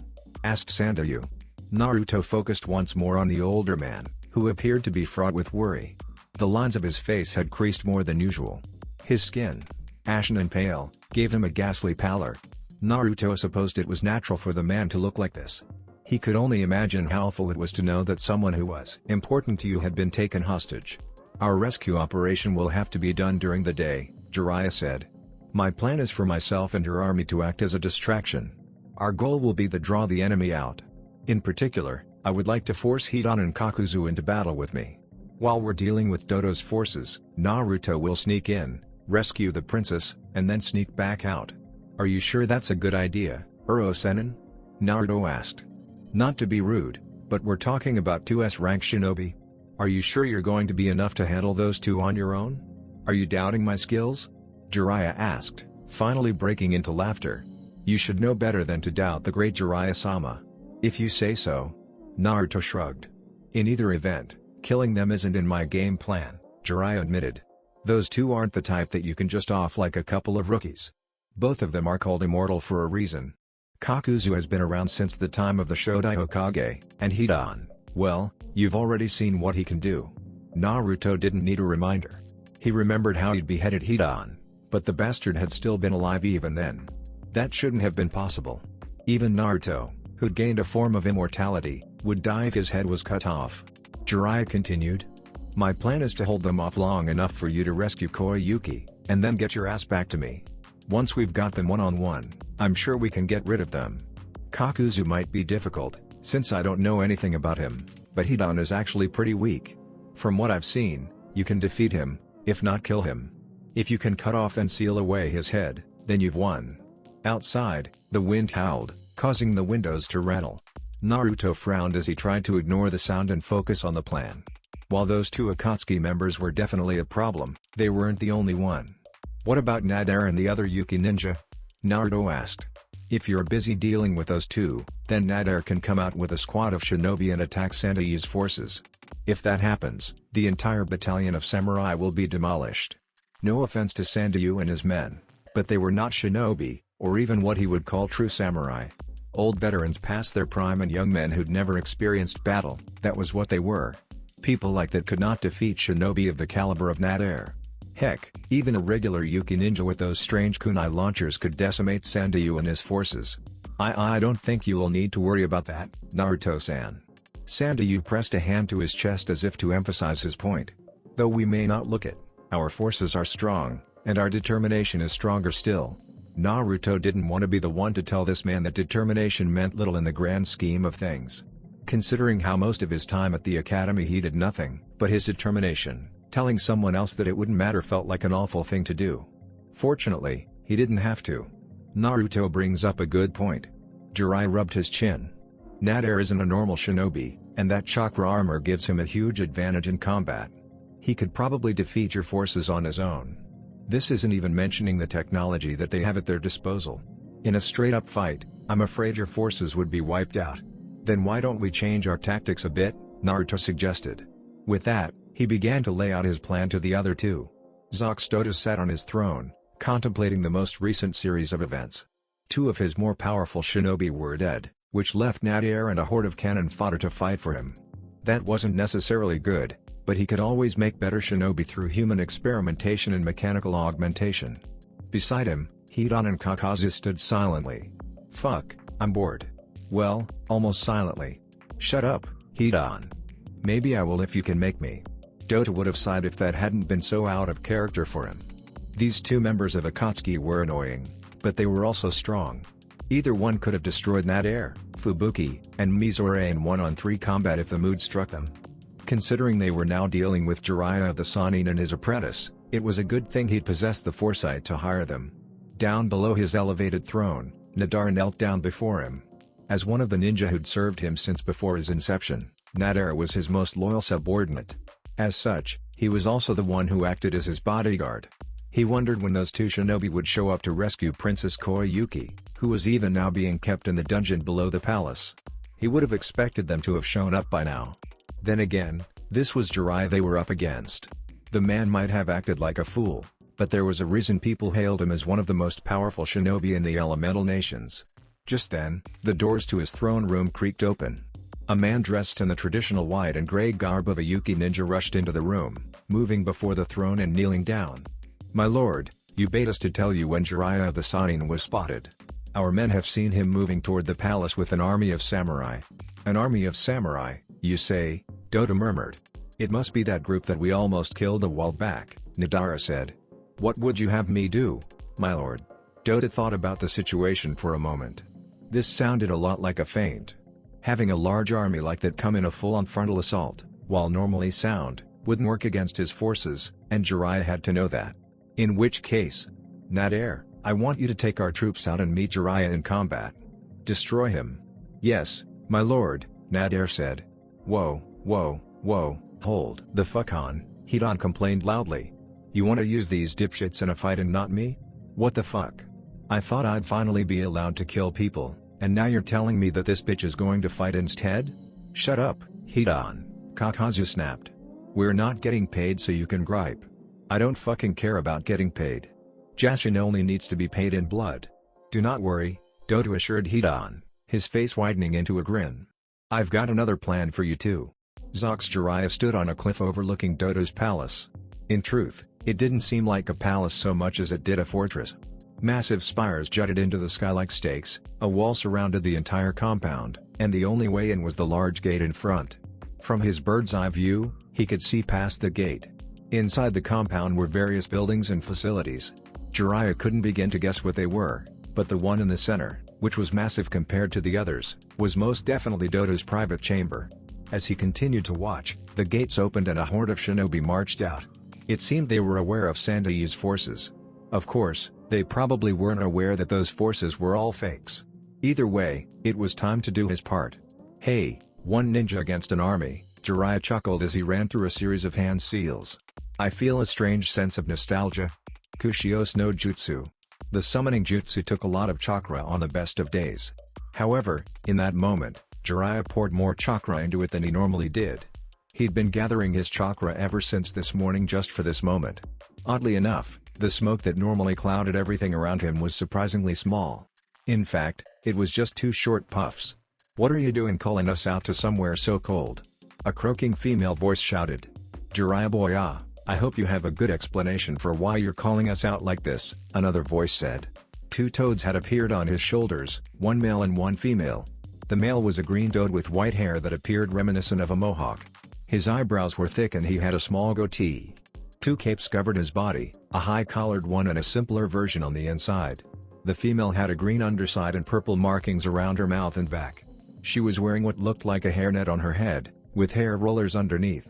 It made her appear old, which she was old, that is. Like the other toad, she wore a high-collared cape and a simpler one underneath it. These were Fukusaku and Shima. They were the 2 great toad sages of Mount Myaboku and his teachers. "I'm sorry for calling you out like this," Jiraiya said. "But I need your help." "Ah, you want to enter sage mode? I'm surprised. You always complained about how ugly it made you," Fukusaku said. "Well, I'm not worrying about impressing the ladies today, so it's okay." "Humph." Shima snorted. "Always trying to impress the ladies. You really are a lecher, Jiraiya-chan." Jiraiya smiled apologetically. "I'm sorry. Anyway, would you two mind giving me a hand?" Fine," Shima clapped her hands together. "We'll help you out this time. But you know, Jiraiya boy, you really should learn to gather Senjutsu on your own," Fukusaku said as he also clapped his hands together. Clapping his hands together as well, Jiraiya began gathering his chakra. "I know. I plan on teaching Naruto to become a sage at some point, so it would be a good idea for me to get some more practice in. I'll start training again after this mission is over." "Very well," Fukusaku said. "Fine by me," Shima added. Gathering Senjutsu was not a simple matter. Intense training was required. Even Jiraiya was barely able to use it, despite having trained for decades. That was because it required the gathering of nature chakra, which was dangerous to humans, and then combining the nature chakra with one's own chakra to create Senjutsu chakra. Jiraiya still couldn't do it on his own. Hence the reason he needed to summon Shima and Fukusaku.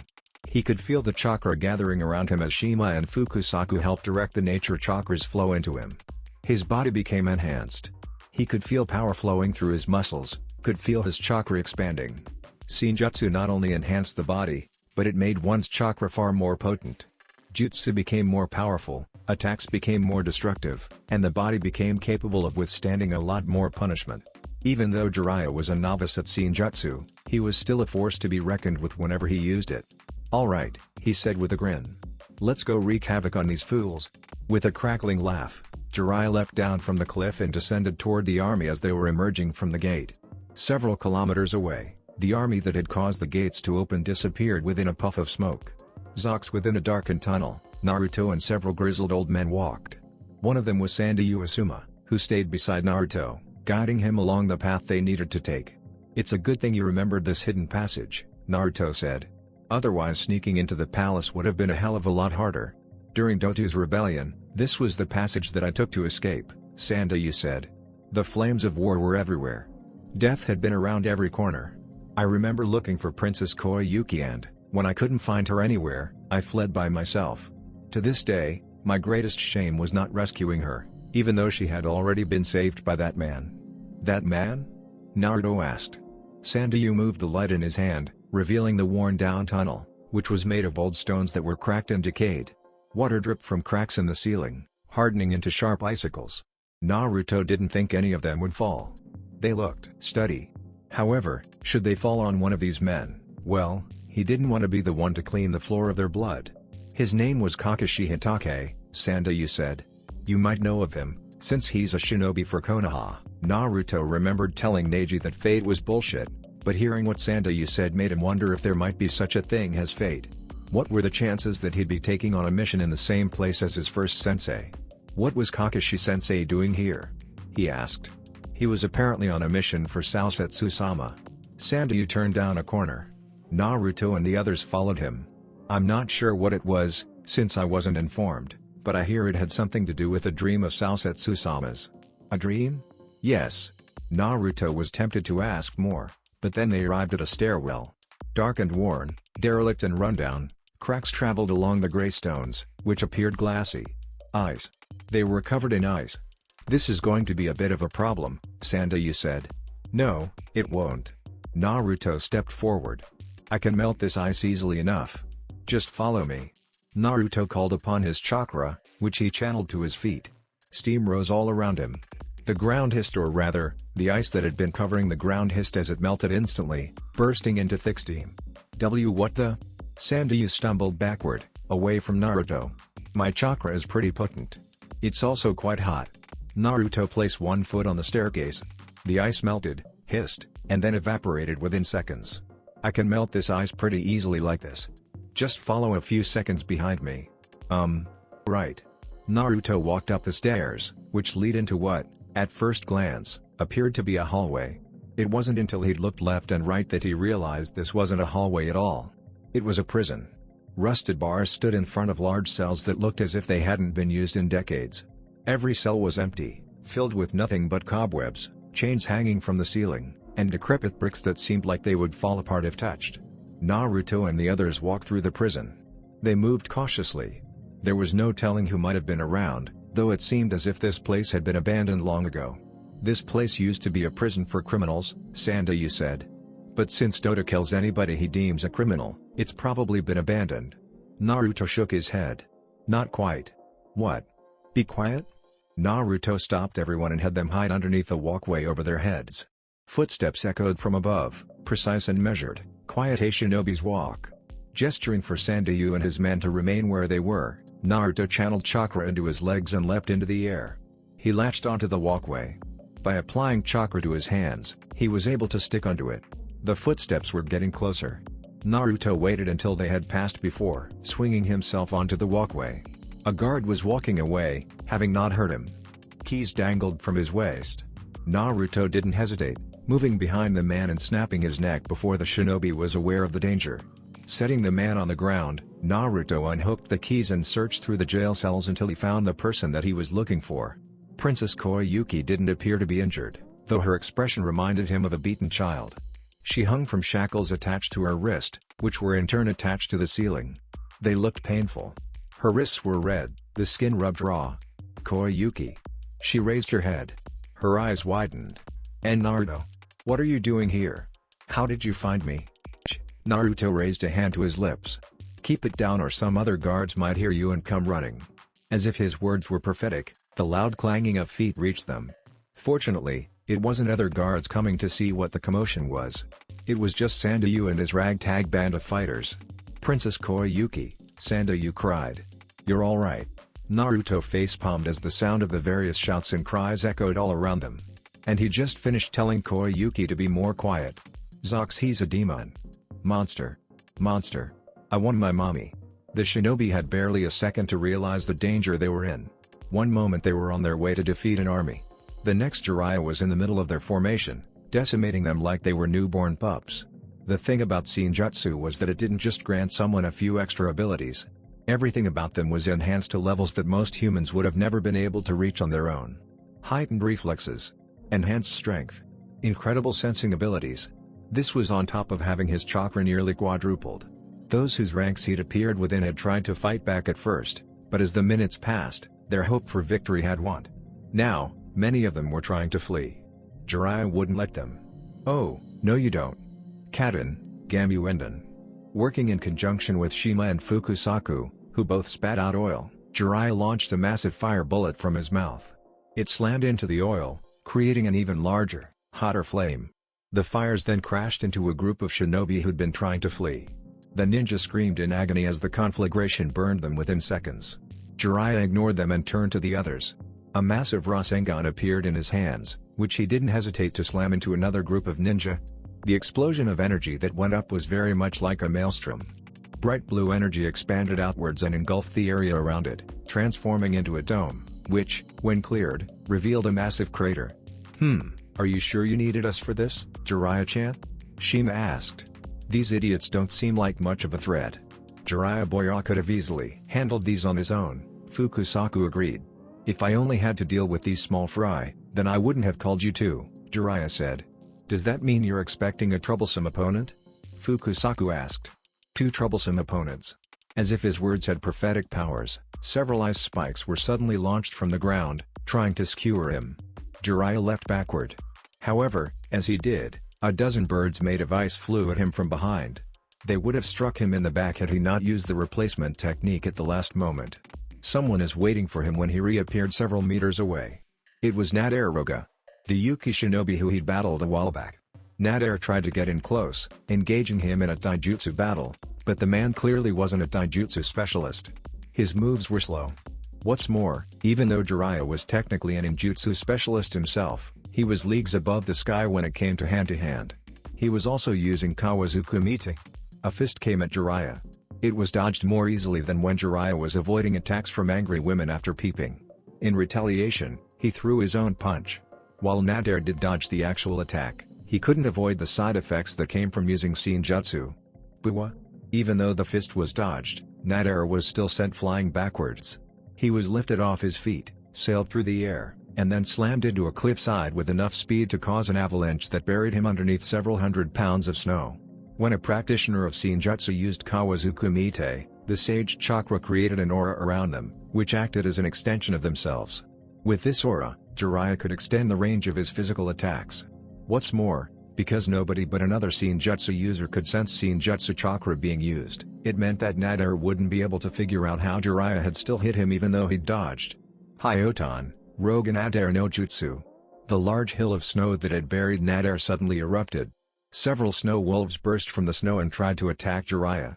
While he could have used a jutsu of some kind, like a fire jutsu, the attacks were coming in too fast for him to create hand seals. Therefore, Jiraiya decided to use his fists. He pounded each snow wolf that came, shattering them as if they were made of brittle glass. I'm surprised you survived that, Jiraiya called out. The snow had risen up before him like a cloud, making it impossible to see inside. It was an excellent smoke screen, and it would have worked if Jiraiya couldn't sense Nadar's chakra. You'll find that I'm a lot more resilient than the other two that you've faced, Nadar said. You might be a Sannin, but within this Iceland, my powers and abilities far exceed your own. You think so, huh? Jiraiya mumbled. He didn't know how this guy could be so arrogant, but he guessed it didn't really matter. Nadar was confident in his victory. Jiraiya would have to show him that his confidence meant nothing when faced against a Sannin. Naruto needs my help, Jiraiya said, shifting his feet and adopting a wider stance. So, I'm afraid I'm going to have to remove you from the equation, just like I did your friends. Friends? Nader snorted as if the notion that had been proposed was inconceivable. Don't be stupid. Those two weak fools that you and your apprentice defeated weren't my friends. They were just subordinates who proved to be less useful than I had anticipated. I have no use for weak fools who can't serve their feudal lord. So, Nader was one of those people, the kind of person who didn't care for others if they weren't useful to their cause. That was fine. In fact, that would make killing him even easier. Is that so? Well, that's fine, then. It's not like I care anyway. Jiraiya moved into a basic Kawazukumite stance. Now come at me so I can beat you to death. You're in the way of me helping my apprentice. Zox. After rescuing Koyuki, Naruto had Sandayu lead them back the way they'd come. Well, that had been the plan anyway. Unfortunately, Hidan and Kakuzu were waiting for them in that narrow secret passage, which apparently wasn't much of a secret. They stood side by side. Hidan had slung his large, triple-bladed scythe over his shoulders. While there was a belligerent and impatient look etched on his face, Kakuzu appeared unruffled. Then again, Kakuzu also wore a mask. Naruto couldn't even see his face. There you are, Kyubi Jinchuriki, Hidan cackled. I've been waiting for you. You don't know how badly I want to pay you back for cutting my head off. I'm afraid I won't let you cut my head off, Naruto rebutted. Sorry, but your payback's not happening. Hey, you make it sound like I'm giving you a choice, Hidan licked his lips. We need him alive, Hidan, Kakuzu admonished. Che. I know that. It was a figure of speech, dipshit. Kakuzu grunted. Naruto realized that their situation had gotten worse. Jiraiya was supposed to have drawn out the Akatsuki with the noise that he was making outside, but it looked like they'd seen through the ruse. Perhaps it had been naivety on their part to assume they wouldn't recognize a diversion when it happened. Sandayu, he murmured. Please turn around and find another exit. Jiraiya-sensei isn't fighting against these two, so he should be finishing up soon. Take Koyuki, get out of here the other way, and link up with Jiraiya-sensei. Hold on. Koyuki started. You can't seriously mean to fight these two on your own, can you? Course I do, Naruto grunted. If you haven't figured it out yet, these two aren't here for you. They're after me. If I went with you, they'd follow us and you'd get caught up in my battle. But Sandayu, when you see Jiraiya, tell him that I could use a hand. Right. Hold on a second. Koyuki shouted. Are you really going to just leave Naruto to Hey! What are you doing? Let go of me. Sandayu grabbed Koyuki, picked her up, and carried her over his shoulder. Naruto didn't turn around, but he could hear her obscenities as they grew ever more distant. The stampeding of marching feet eventually receded. Silence took its place. I'm surprised you let them go so easily, Naruto said. I've already gotten my money from the feudal lord of this country, so I don't really care about them, Kakuzu admitted. I fucking do care. Damn it, Kakuzu, I wanted to kill something. Hidan whined. Like I care. Fuck you. Naruto didn't know what was with these two, or why they were arguing. He felt like they weren't taking him seriously. The thought pissed him off, but if training with Jiraiya had taught him anything, it was that it was sometimes better to be underestimated. Before either member of Akatsuki had time to so much as turn back around, Naruto pulled out a scroll, which he unrolled to reveal that a massive sealing matrix had been written on it. He bit his thumb, drawing blood, which he then smeared across the scroll. Water and lightning burst from the scroll. There was enough volume that the entire hallway was filled with electrified liquid. Kakuzu and Hidan were engulfed. Naruto didn't close his eyes, even though he wanted to. The light from the crackling lightning as it combined with water was so intense that his retina were being burned. He dared not look away, however, for doing so could mean death. When dealing with Akatsuki, it was important to confirm that they were dead before turning the other way. Doton, Domu. Naruto leapt back as, before the water had even dispersed, Kakuzu burst from it and tried to pound a fist into his face. He hit the ground instead. A massive hole was blasted straight through it, and Kakuzu's arm became buried all the way to his bicep. Fuck, Hidan shouted as Kakuzu pulled his arm from the ground. Do you fucking know how much that hurt, you little fucking shit? The water cleared away, going from a flood to a mere trickle as the content in his scroll ran out. Hidan was still standing, though lightning skittered along his body. His triple-bladed scythe had been dug into the stone floor. He'd likely done it before the water had hit him, otherwise he would have been swept away. Kakuzu stood back up. His skin had turned a dark gray, signifying the use of some technique. The cloak that he'd been wearing was also gone. Several masks were on his back. 4. The dark skin suddenly flickered, changing back to its normal color, or what Naruto assumed was its normal color. "To think you would destroy one of my hearts so easily," Kakuzu muttered. There seemed to be an underlying current of anger within his voice, like a live wire that Naruto had just stepped on. "You are a dangerous opponent. DCH, and now I'm going to need to find a new heart." Hidan laughed as he pried his scythe from the ground. "Serves you right, ya bastard. That's what you get for acting like a jerk." "Shut up, Hidan." Naruto didn't get the entire conversation. He didn't care. His surprise attack had failed, which meant that he needed to go on the offensive. It was the only way he'd survive. Tsuin Senpuken. Naruto thrust out both of his fists, releasing two fist-shaped gusts of compressed wind at Kakuzu and Hidan. Neither of them did anything. Lightning crackled along Kakuzu's fist as he cut through the compressed wind fist like it was made of butter. Hidan's laughter echoed through the tunnel as the silver-haired ninja slashed through his winged attack with his scythe, cutting it in half. "Is that the best you fucking got?" Hidan screamed. "Raiten, John." Kakuzu opened his mouth and launched a lightning spear. The attack was so fast that Naruto almost missed it. He moved to the side and spread out his hands. There was no time to create a jutsu, so he used pure chakra manipulation, creating a large gust of wind in front of him in the shape of a shield. Even though lightning was weak against wind, Naruto still pain jolt through his fingers. He winced. Gritting his teeth, he pushed more chakra into his makeshift shield. "The lightning dispersed. I've got you now," Hidan cried as he appeared in front of Naruto, his scythe already raised. With no time to do much, Naruto rolled across the ground. Hidan's scythe sliced through the wall as if it was butter.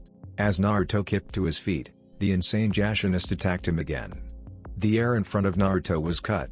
He backpedaled, forcing Hidan to following him. Perhaps if he could separate these two, he could at least dispose of, or incapacitate, this guy. That was his hope anyway. Katen, Zukaku, Futon, Atsugai. That hope was dashed as a massive firestorm rushed toward both him and Hidan. Soon, they were both engulfed in the powerful attack. Zakusairo no Jutsu. Nadir seemed to have learned his lesson. He didn't try to get in close again.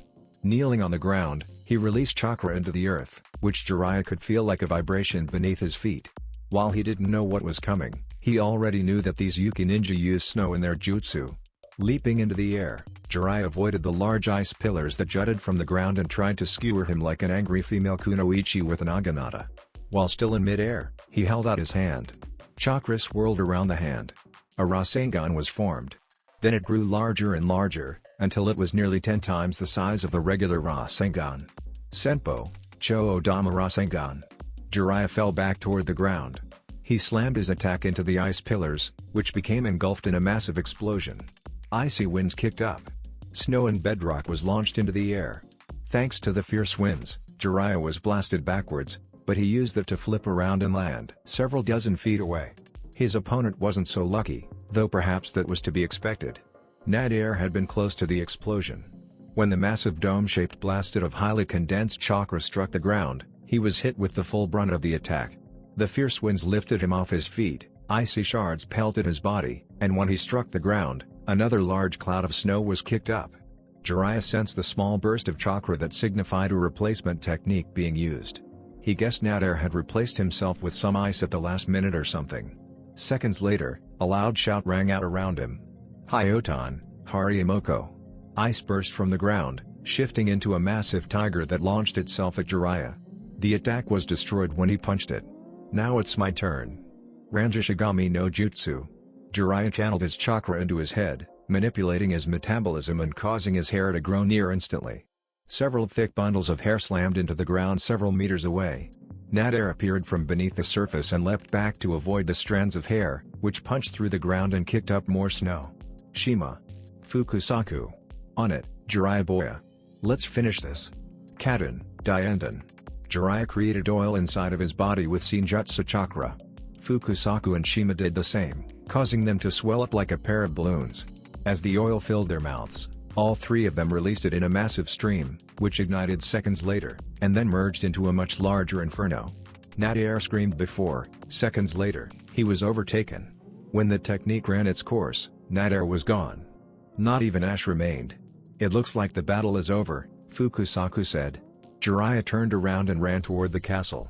This one might be, but there's another battle that still remains.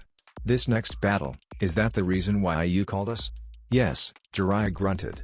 The two that we're going up against are Akatsuki, S-class ninja who are after the Kyuubi. Then they're going after Naruto-chan? Shima squawked. Neither Ishi nor Fukusaku had met Naruto yet, but Jiraiya had told them plenty about the boy. Jiraiya nodded. That's right. That's why I called you here. I'm going to need your help to take those two down. Then let's hurry up and find them, Fukusaku said. As if answering his words, the earth suddenly shook. Jiraiya didn't know what had caused it, but he would have bet all of the money he'd made off of his books that Naruto was at the center of it. Hang on, Naruto. Just hold on a little longer. Zox Naruto was very lucky that Hidan had been in front of him. Immortals made excellent shields. Disarming Hidan had been easy enough, though the man had proven to be stubborn when it came to his scythe. He'd even managed to cut Naruto before being disarmed. However, once his weapon was gone, Naruto had been able to put Hidan in front of him, using him a makeshift shield while he summoned a wall of water from one of his scrolls. Steam rose everywhere. The water wall that he'd created had barely been enough to protect him, and even then, Naruto had still received several severe burns for his trouble. The skin on his arms was blistered and cracked in some places. Thankfully, they were healing quickly. He was extremely lucky to have suffered so little. I'm impressed that you managed to block my attack, Kakuzu's voice rang out all around him. Blocking an attack like that in an enclosed space like this is no small feat.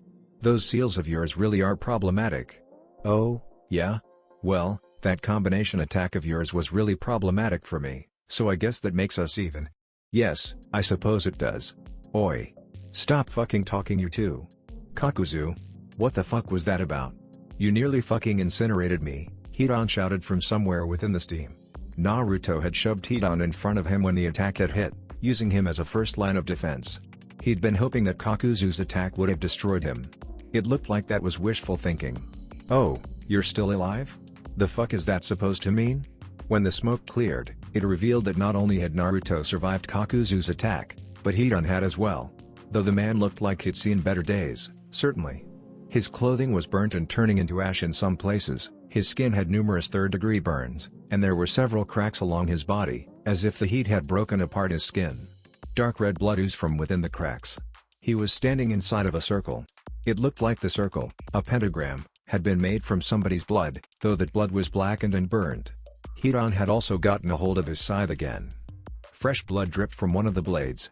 A sudden stinging sensation on Naruto's cheek made him realize that it must have come from him. How did he move so fast, and why didn't I notice this injury until now? Hee, you're fucked now, Hidan cackled. Then he brought the blade to his lip and licked the blood off. Naruto would have wrinkled his nose in disgust, but in that moment, a transformation came over Hidan. His skin darkened, becoming almost pure black, all except for the strange white lines that appeared along his body, reminding Naruto of a skeleton. What is this? Now you're fucking screwed, bitch. You are screwed. While Naruto didn't know what was going on, he knew better than to remain still. Whatever was happening to that guy had to be dangerous. This was likely some secret technique that would deal tremendous damage to him. He rushed forward. If he could reach Hidan and take him out before he could do anything, then Naruto should be safe. Before he could get even 5 feet, however, Hidan impaled himself through the thigh with his scythe and Naruto cried out and stumbled forward as a sharp pain shot up his thigh. He placed a hand against his leg and was surprised to feel warm blood sticking to his palm. What the? Nah ha ha ha. Hidan's supremely pleased expression pissed Naruto off. Are you shocked? Angry? Good. Good. Why don't we kick this up a notch? Snarling, Naruto leapt to his feet and charged at Hidan. His wound had healed already, so he wasn't worried. However, when Hidan stabbed himself in the shoulder, Naruto yelped and lost his balance as something invisible impaled him in the same shoulder. He hit the ground hard. His already injured shoulder screamed at him as he slammed it against the stone floor, rolled, and landed in a heap on the ground. Gya ha ha ha. Hidan's mad cackling rang in Naruto's ears. What's this? Are you having some trouble? Here, let me help you. Naruto bit down on his tongue as fire laced through his chest. He looked down. A long line of blood was being drawn along his skin. Flesh split like a ripened fruit being cut by a wind-enhanced kunai. What's going on? That man is a Jashinist. Jashinist?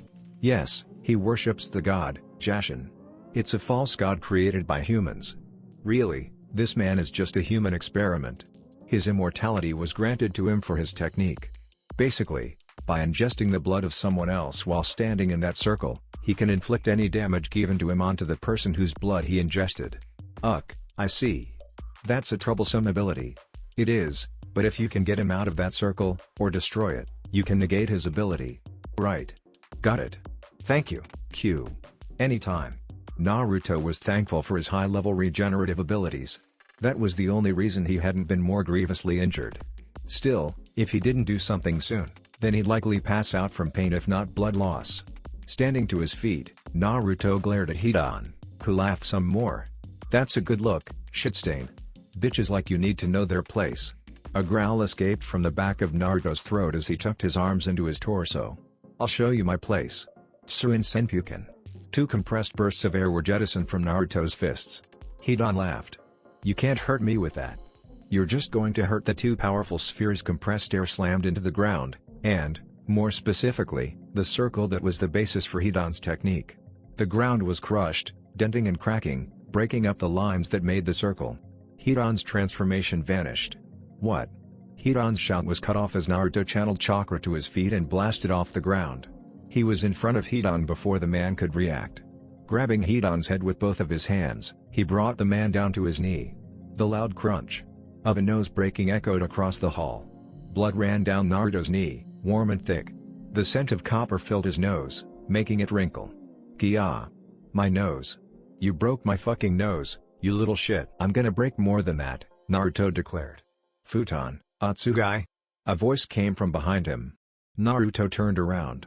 One of Kakuzu's masks was standing several meters away, a tornado-like mass of compressed wind in its mouth. It was then released, tearing apart the ground with ease. Naruto's eyes watered.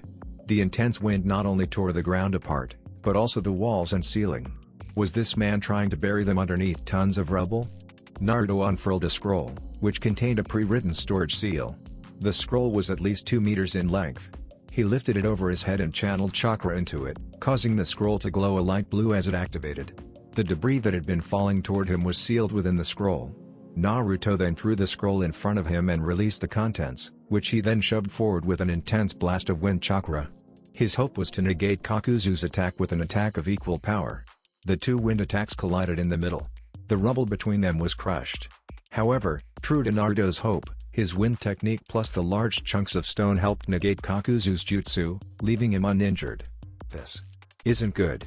Have you thought about using your Hanyo form? I'd rather not. If I use that and run out of energy before they do, it will leave me defenseless. You really are a difficult opponent, Kakuzu said. I've rarely met someone who was able to survive against us both for so long. Staying one step ahead of posers like you is easy, Naruto spat. Fucking easy? Ha. Don't make me laugh. You've been on the run from the very beginning of this fight. Grinning, Hidan stepped up to Kakuzu's side. He was bleeding heavily, and his body was still burned, unlike Naruto who was already healed up. Face it, shitty QB brat. You're nearly done for. It's only a matter of time now before I gut you like a fucking fillet. Naruto had no intention of admitting that this jerk-off was right. But, well, Hidan was kinda right.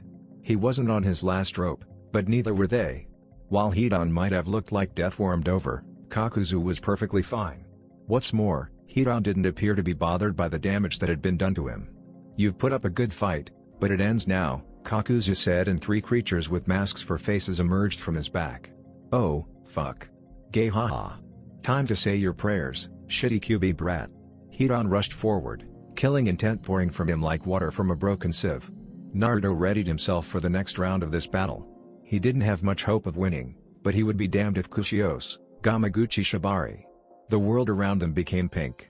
The walls, floors, and ceiling, not only had the color changed, but flexible and rubbery-looking protuberances emerged from all sides like bubbles. Sticky and dripping with mucus, everything looked like a potential hazard. Naruto recognized the technique. It was one of Jiraiya's jutsu. Hidan, who'd been bull rushing at Naruto, suddenly found his foot stuck. Not one to miss out on such a golden opportunity, Naruto leapt at Hidan, a Rasengan forming in his hand. He even went a step further and added some wind chakra to it, though he kept the wind chakra powered down mostly because he didn't want to damage himself too much. Futon, Rasengan.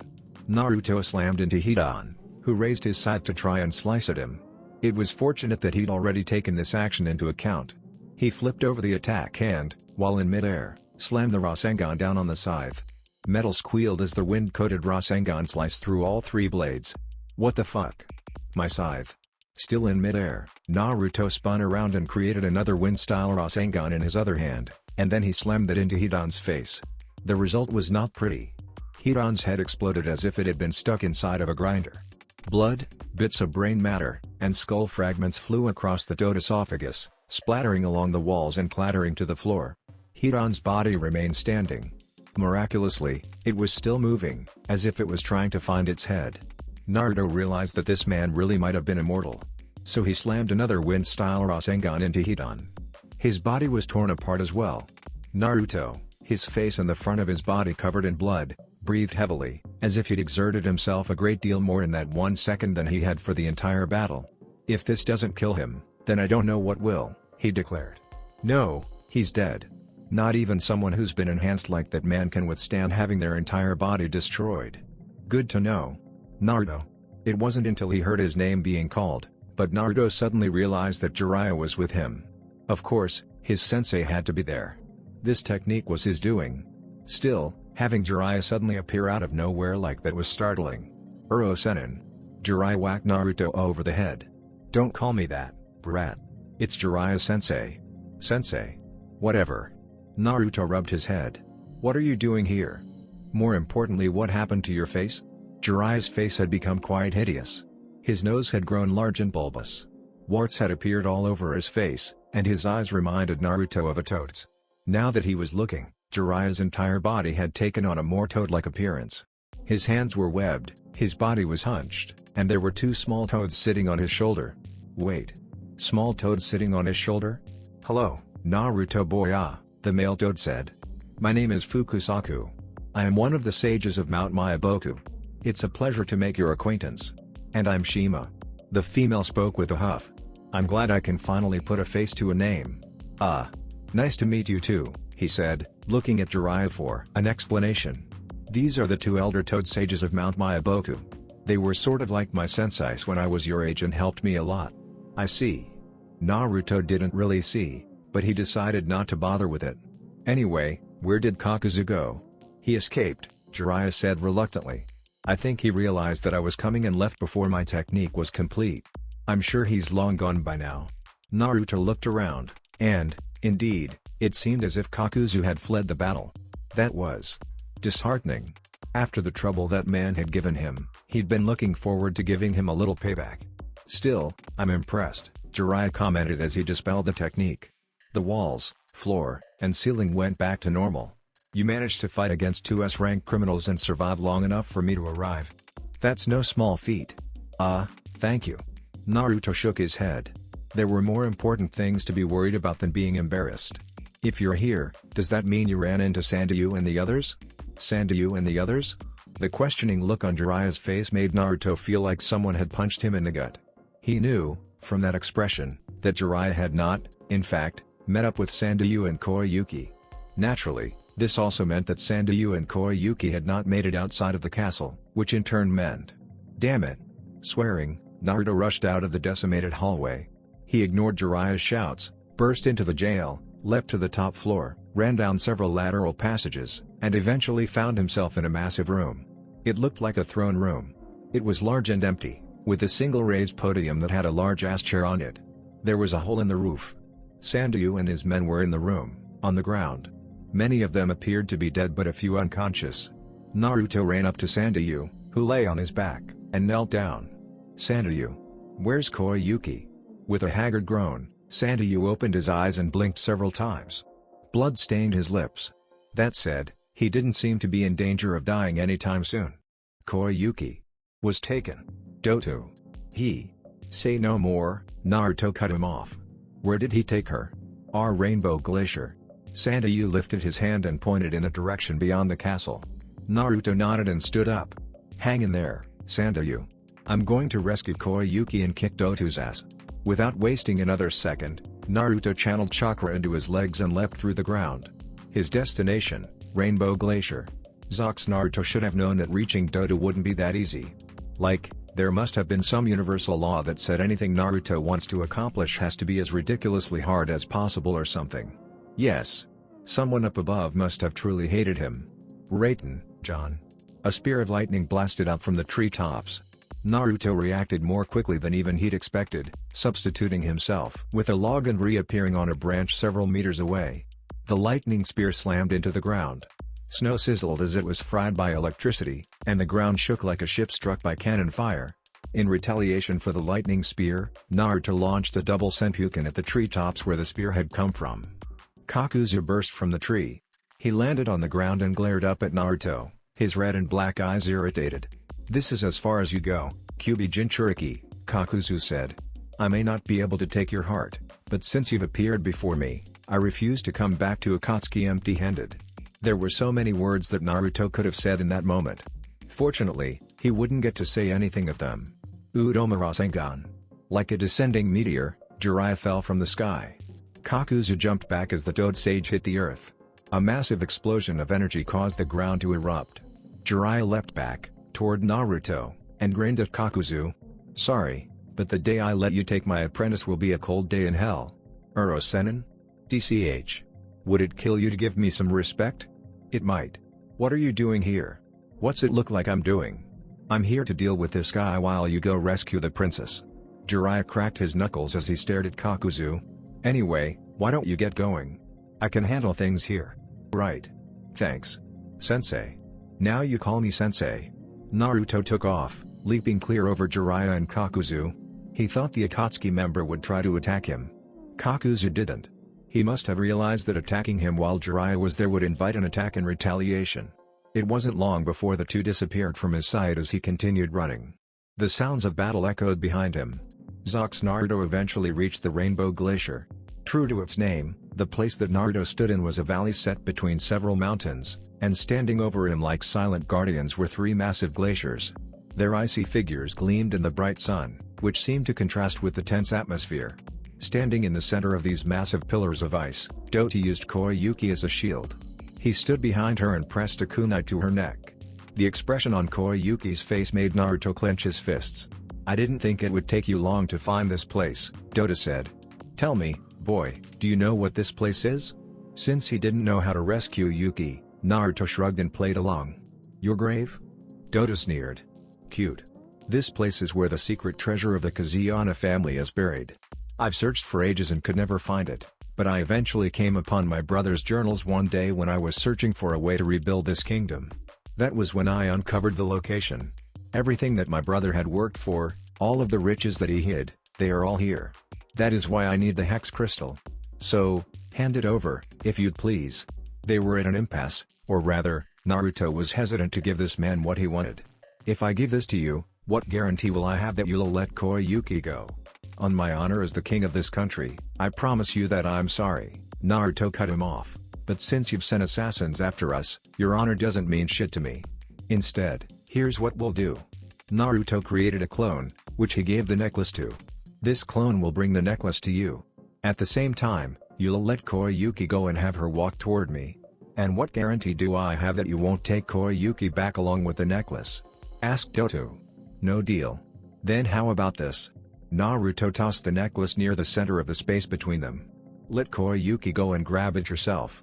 Be warned, if you try to take Koyuki with you, I will get to that necklace first and you won't get the key." The cogs turning in Doto's head were practically visible. Naruto knew that this man had to realize there was no other compromise. Eventually, he reluctantly let Koyuki go and shoved her away. "Fine. Have it your way." As Doto went toward the hex crystal, Naruto sunshined to Koyuki, appearing by her side in an instant. He grabbed her hand and sunshined back to where he'd been standing before.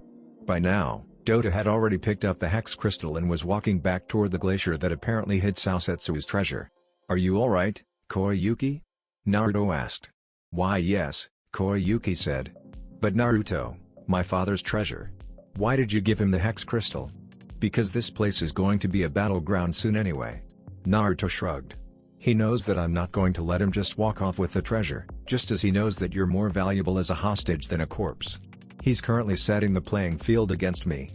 Doto was likely going to force Naruto to protect Koyuki. It was always harder to fight when you had to protect someone, after all, especially when the other person didn't care if the one that you were protecting was killed. "Can you beat him?" Koyuki asked. Naruto grinned. "What are you saying? Of course I can. I'm the strongest shinobi in the entire world. There's no way some spoiled feudal lord can." "Eh?"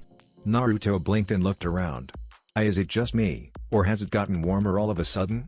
"Now that you mention it, it does feel a little warm," Koyuki said in surprise. She and Naruto looked around.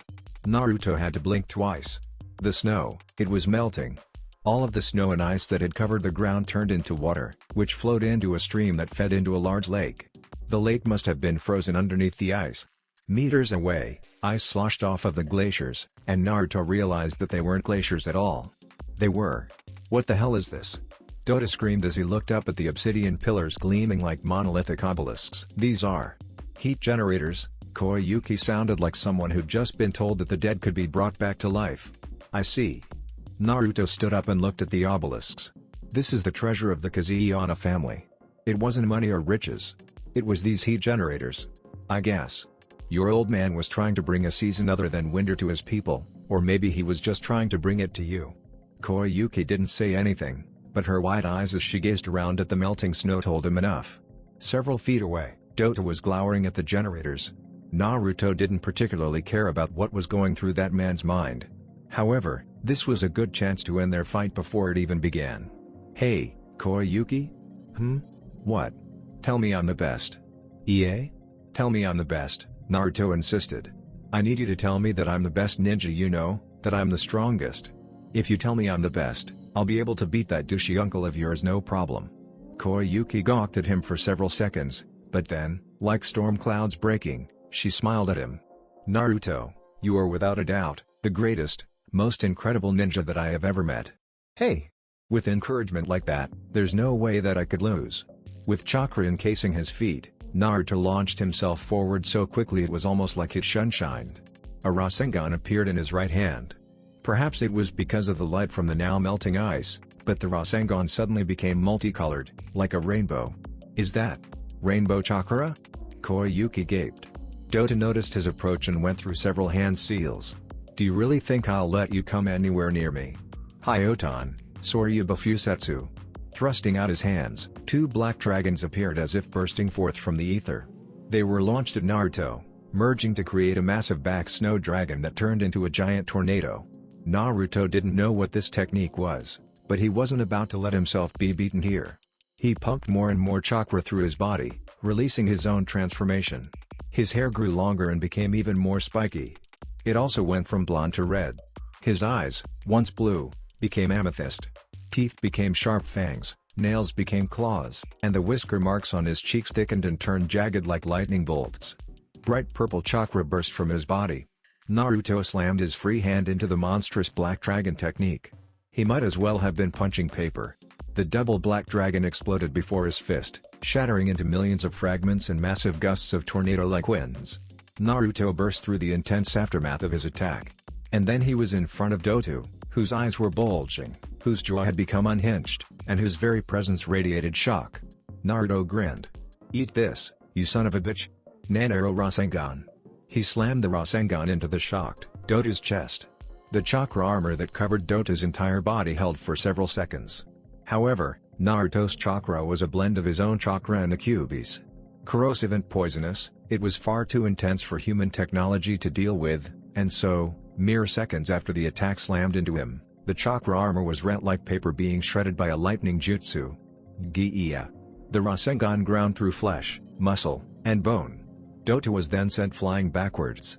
His scream echoed across the valley before, with a boneless splat, he crashed into the side of a mountain, which exploded and sent tons of rubble collapsing on top of him.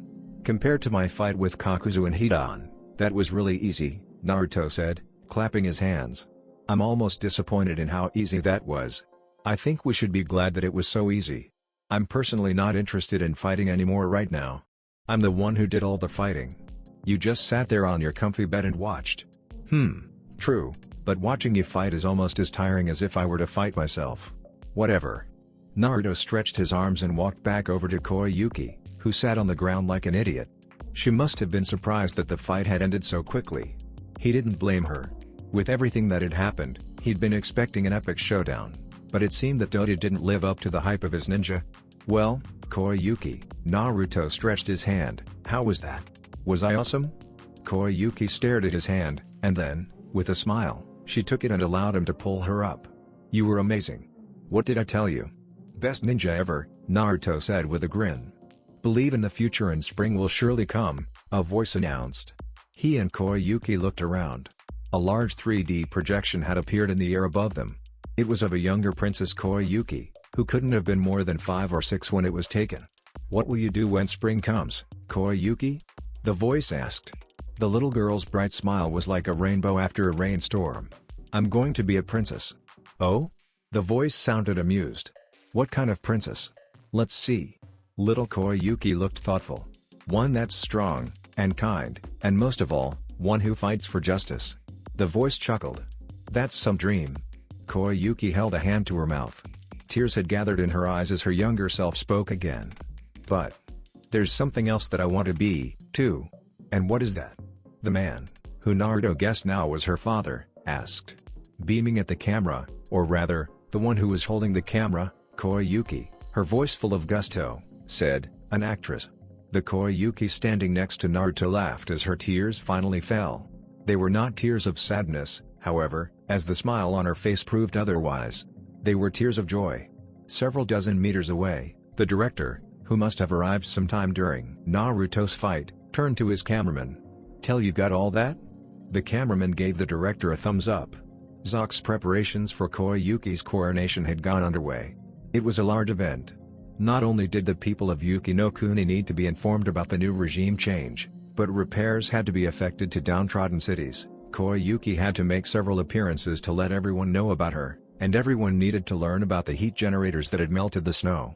This was on top of creating a new council, rebuilding the army, and filing massive amounts of paperwork to determine things like budget and new policies set down by Koyuki. Kakuzu had managed to escape, according to Jiraiya. The man had apparently sacrificed 2 of his masks. That was disappointing, but Jiraiya had assured Naruto that it would take the man a long time to recover from his injuries. Naruto spent most of his time with Koyuki, who had requested him to be her bodyguard whenever she went out. His days were often spent looking at her backside. He had to admit, spending time staring at Koyuki's backside was time well spent, and not just because hers was lovely. While standing guard was boring, he and Koyuki got to have fun during the evenings. Thanks to the toads of Mount Myaboku, Naruto was well on his way to becoming an alcoholic. He blamed it on the first time he drank sake with the toad boss, Gamabunta. That day, Naruto had discovered the joys of being shit-faced, which was why, every night after her tasks were done, he and Koyuki would go to her room and drink firebrand sake until they passed out. That night, he and Koyuki were hitting the sake a little harder than normal. By a little, Naruto meant they'd already drunk 2 whole jugs of sake and showed no signs of stopping. The seal that Naruto used to slow down his metabolism was working wonderfully, and he was well on his way to becoming drunker than Jiraiya in a brothel. He and Koyuki were sitting on the bed, which was a luxurious bed indeed, large and soft and covered in satin sheets. Koyuki was sitting cross-legged. Her expensive dress had long since been discarded. She was now wearing a pair of black shorts that did an adequate job of covering her butt and a loose sleeveless shirt. Naruto was only wearing his pants and a black shirt. "Can you believe that jerk?"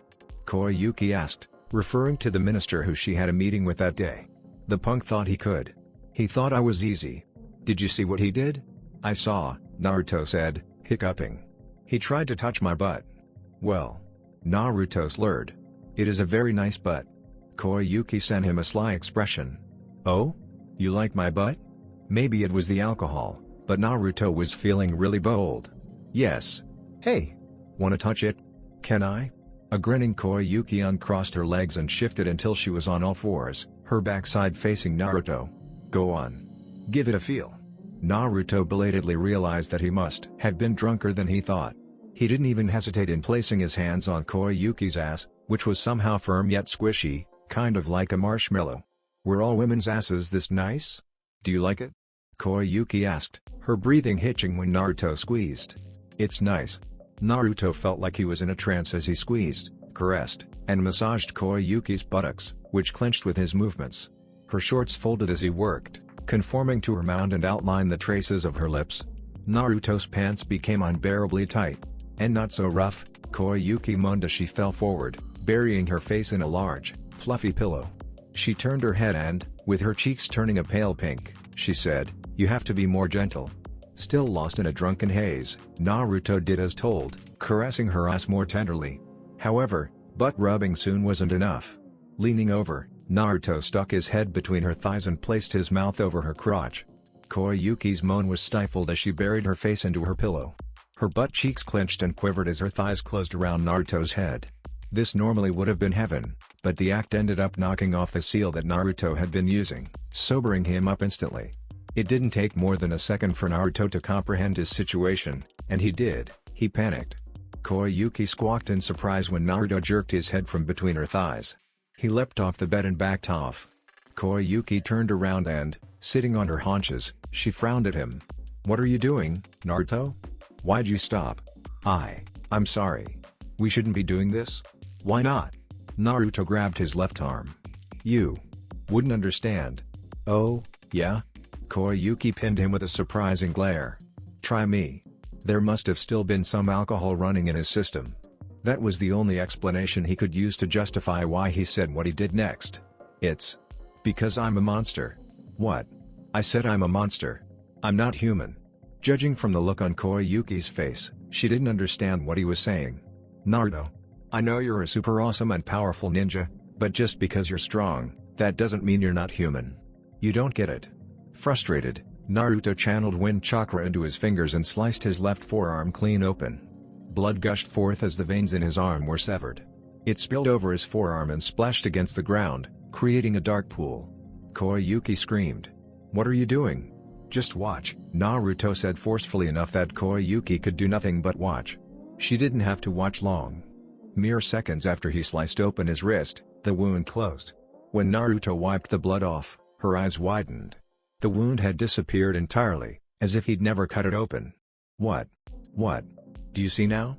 Naruto asked. "I'm immortal. I can't age, I heal from any injuries I receive, I'm not even sure if I can die. What can I be if not a monster?" All his life, people had been calling him a monster. Naruto knew that the reason he'd been called that was because of the Kyuubi being sealed inside of him. That was why it hadn't bothered him as much when he found out. His thoughts had been that if he could just change their opinion, that if he could show them what a splendid ninja he was, they would accept him. But now, everything they said about him was true. He was a monster. He couldn't blame this on the Kyuubi, though a part of him wanted to. Koyuki slowly climbed off the bed. Her bare feet patted across the carpet. Naruto was so caught up in his own thoughts that he didn't know what she was doing until she had already pulled him into a hug. He stiffened, and, for just a second, Naruto went into a panic and prepared to run. Then she spoke. "I don't know why you think that would make you a monster, but I can promise you that you're the only one who thinks that way." Naruto wanted to run away. This was just like the situation with Toki, and he didn't want any part of it. Someone like him shouldn't be getting this close to others. No one else knows about this. If they did, then they would all hate me. "I don't hate you. You're drunk." "I'm drunk enough to be honest. I don't hate you. I could never hate you, and if anyone else found out, if they really cared about you, they wouldn't hate you either." He shouldn't have been there, in this position, with this woman holding him. It was imperative that he get out of this position. If Naruto remained like this, if he stayed like this, then he was going to become too comfortable. "I can't let myself get too close to others." "Why not?" Koyuki asked. "Because I can't give anyone a normal relationship." Naruto didn't know if it was because of Koyuki's calming presence, the alcohol still in his system, or some other factor that he hadn't considered, but, in that moment, the floodgates keeping his mouth shut released. There was no stopping him now. "I'm immortal. I'm going to outlive everybody else. Even if I allowed myself to fall in love, even if she accepted me despite knowing everything, our relationship wouldn't last. She'd eventually die, and I would be alone again." It was something that had hit Naruto only within the last few months, but now that he understood what it meant to be immortal, he'd realized that most of his dreams would never come true. An immortal couldn't become Hokage, an immortal couldn't have a wife, an immortal couldn't start a family. Even he tried, even if he succeeded, he would outlive everyone. That was not the kind of life that he wanted. "But you don't want to be alone, right?" Koyuki asked. Naruto twitched. His intention had been to jerk away from her touch, but his will was weakening. Instead of moving away, he moved closer, pressing his face into her chest. "Of course I don't. No one wants to be alone for their entire life. Then why should you let yourself be alone? Because you don't want those people to eventually leave you?" Koyuki finished. Naruto remained silent. "I understand how you feel. It's difficult to have people you love disappear from your life. But isn't it even worse to not have those people in there at all?" Naruto needed a moment to reply. "I can't believe you're the one telling me this. I'm merely paraphrasing what I've learned from you," Koyuki shot back. "Aren't you the one who kept berating me about letting go of my dreams because I was afraid of losing the people close to me?" "I don't remember saying that," Naruto said. "Well, you did." A good portion of Naruto's strength fled him, or maybe it was just the fight going out of him. He no longer had any desire to move from this woman's embrace. Still, some part of him did try to resist. "I can't promise you a stable relationship. I didn't ask for one. If you grant me this one night, that will be enough." "Just a night? Well, I won't mind if you decide to come back every now and again." He would have liked to keep blaming the alcohol, but he was completely sober now. His thoughts were about as rational as they would get. "You don't mind that I'm a monster? You might live to regret it." A soft, delicate yet strong hand went under his chin and lifted his head up. Koyuki's smiling face was there to meet him. "I could never, would never, regret this," she said. Then she kissed, and every argument that Naruto could have given fled. All that remained was the feeling of her lips. Zox, Itachi and Kisame were sitting together around a campfire. It was the middle of the night, and the fire cast shadows along their faces. Despite the late hour, neither of them were asleep. They were Shinobi. S-ranked missing ninja. They could go days without sleep if required. Even when they did sleep, it was only in fits, and always a light sleep that they could easily wake up from. Itachi, are you thinking about your brother? Hey, I wonder what happened to that brat. We know that the retrieval team from Konoha was not successful in getting him back, but we don't know anything else. Do you Orochimaru took over his body? Was that a twitch? Kisame, Itachi said coldly. Do not speak of things that we have no information on. You really are worried, Itachi said nothing to Kisame's comment. He stared at the fire, doing what he did best, not speaking at all. Just then, without warning, the area around them suddenly exploded. However, Itachi and Kisame were not S-ranked ninja for no reason. They both replaced themselves with a log. Reappearing several meters away, they stared at the scorched ground where they had been standing seconds prior. Kisame whistled. That was a close one. Itachi. Kisame was unable to say anymore as something large and covered in black markings slammed into him. He was sent flying, out of Itachi's sight. The object, a person, flew after him along with two other figures, one male and two females. That meant Itachi was alone with their original attacker. Several snakes coiled around his body. They bared their fangs and sunk them into his flesh, except Itachi had already cast an illusion, and the body that the snakes had bitten turned into a flock of crows. Itachi appeared from around a tree, walking calmly into the clearing. Ku, I should have expected nothing less from you, Itachi-kun, a familiar voice said, echoing around the clearing. Orochimaru. That is correct. A figure stepped into the clearing. It did not look like Orochimaru. Not at all. Hello, Itachi-kun, Orochimaru wearing the face of Sasuke Uchiha said, the tomoe in his red Sharingan eyes spinning. It's been a long time. Zox. 2 weeks after Koyuki was coronated as the daimyo of Yuki no Kuni, now renamed Haru no Kuni, Naruto and Jiraiya were slated to leave. Much of their time in the newly minted spring country had spent with Koyuki.